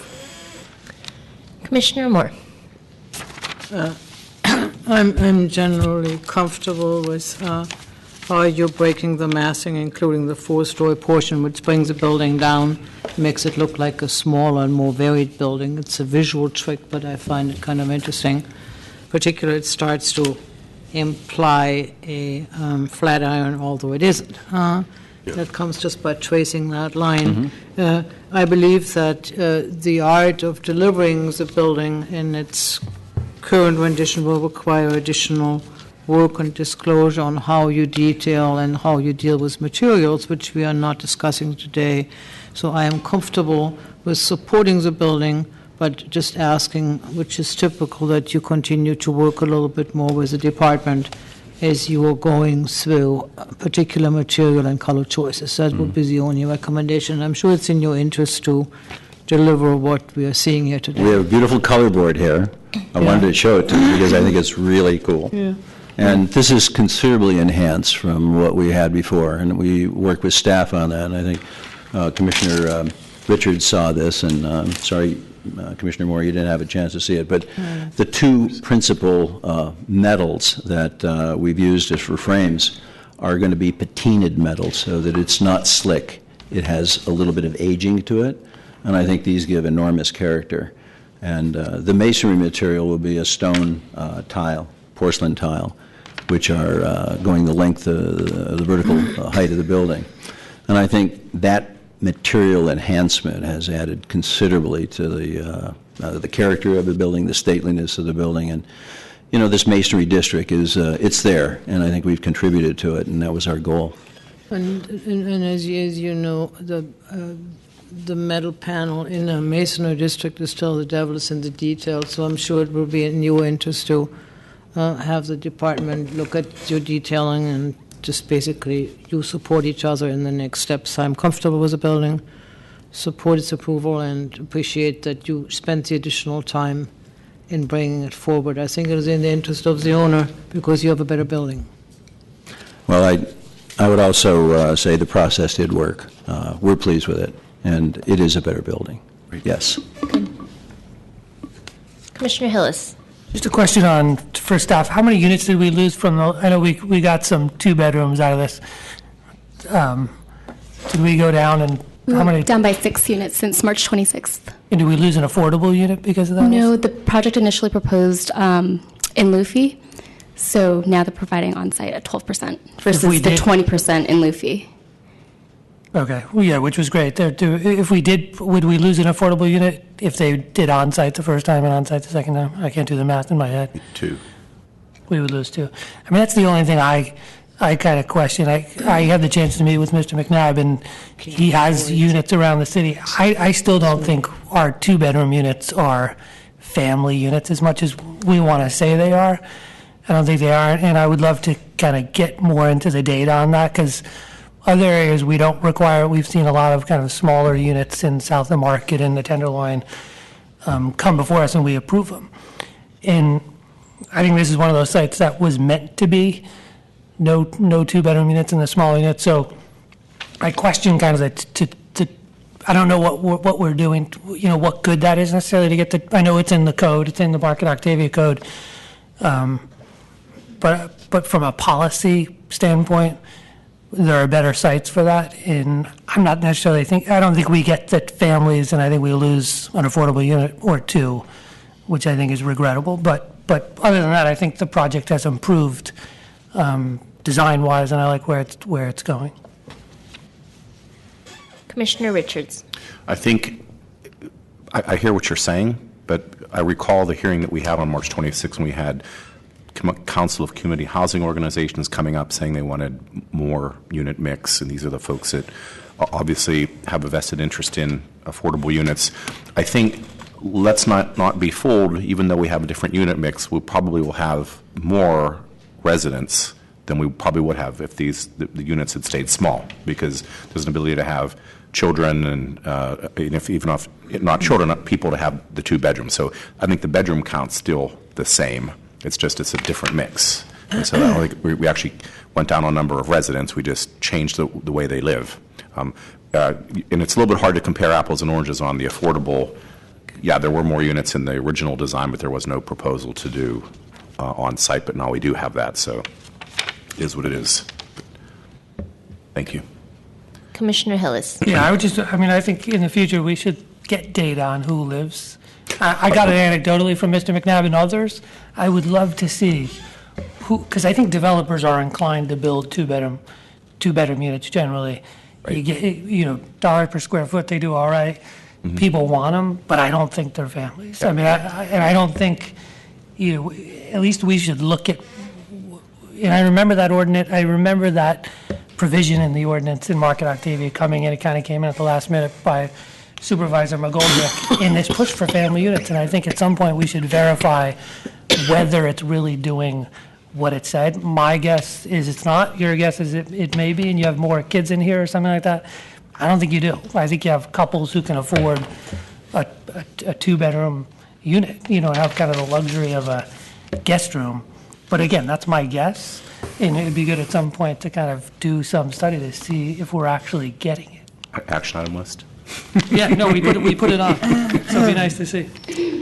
Commissioner Moore. I'd like to weigh in on this argument that the smaller units, which are now part of the unit mix, are superior units than what we had before.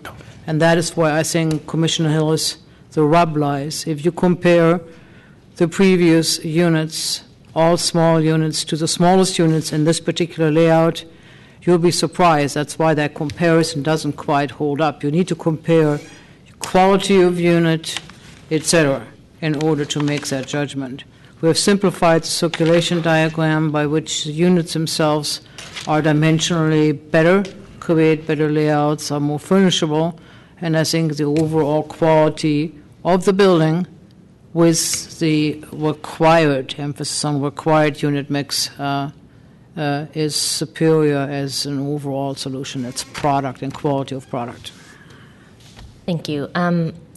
To the question of research and data, I think that we have laid out a reoccurring housing item with the staff, and so maybe we can ask them to include this in that discussion.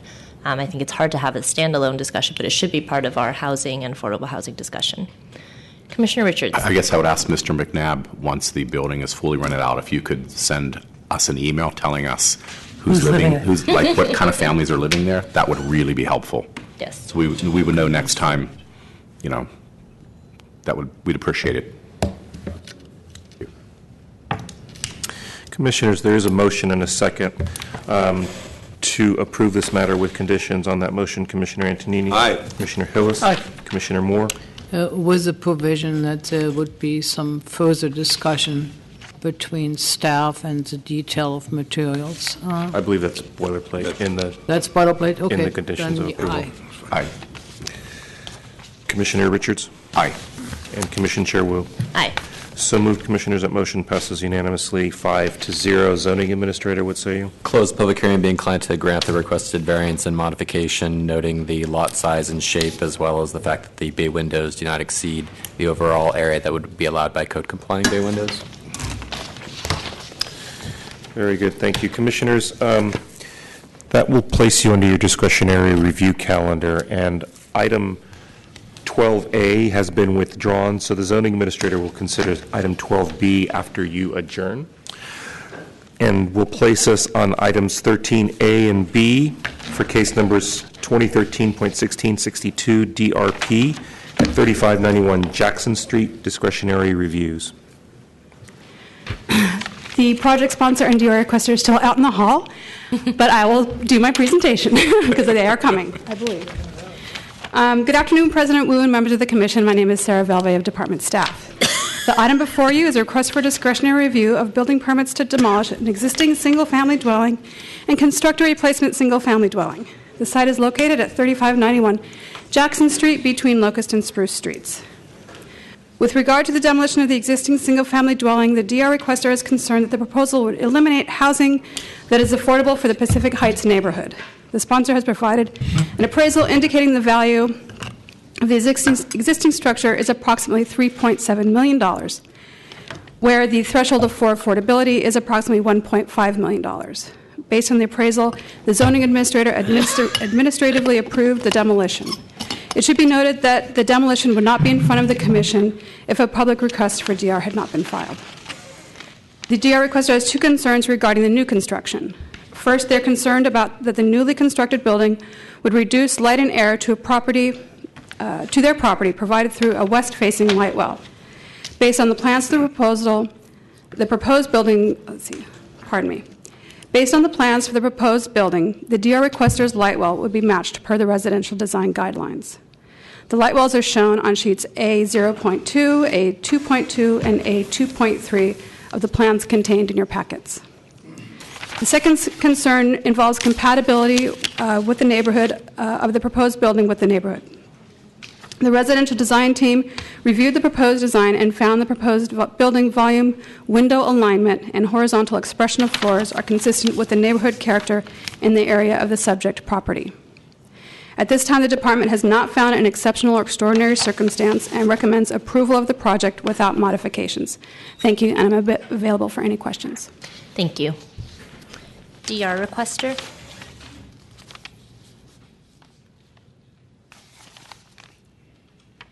Mr. Ionin, if you can remind me, it's 5 minutes for the team, right? It is 5 minutes.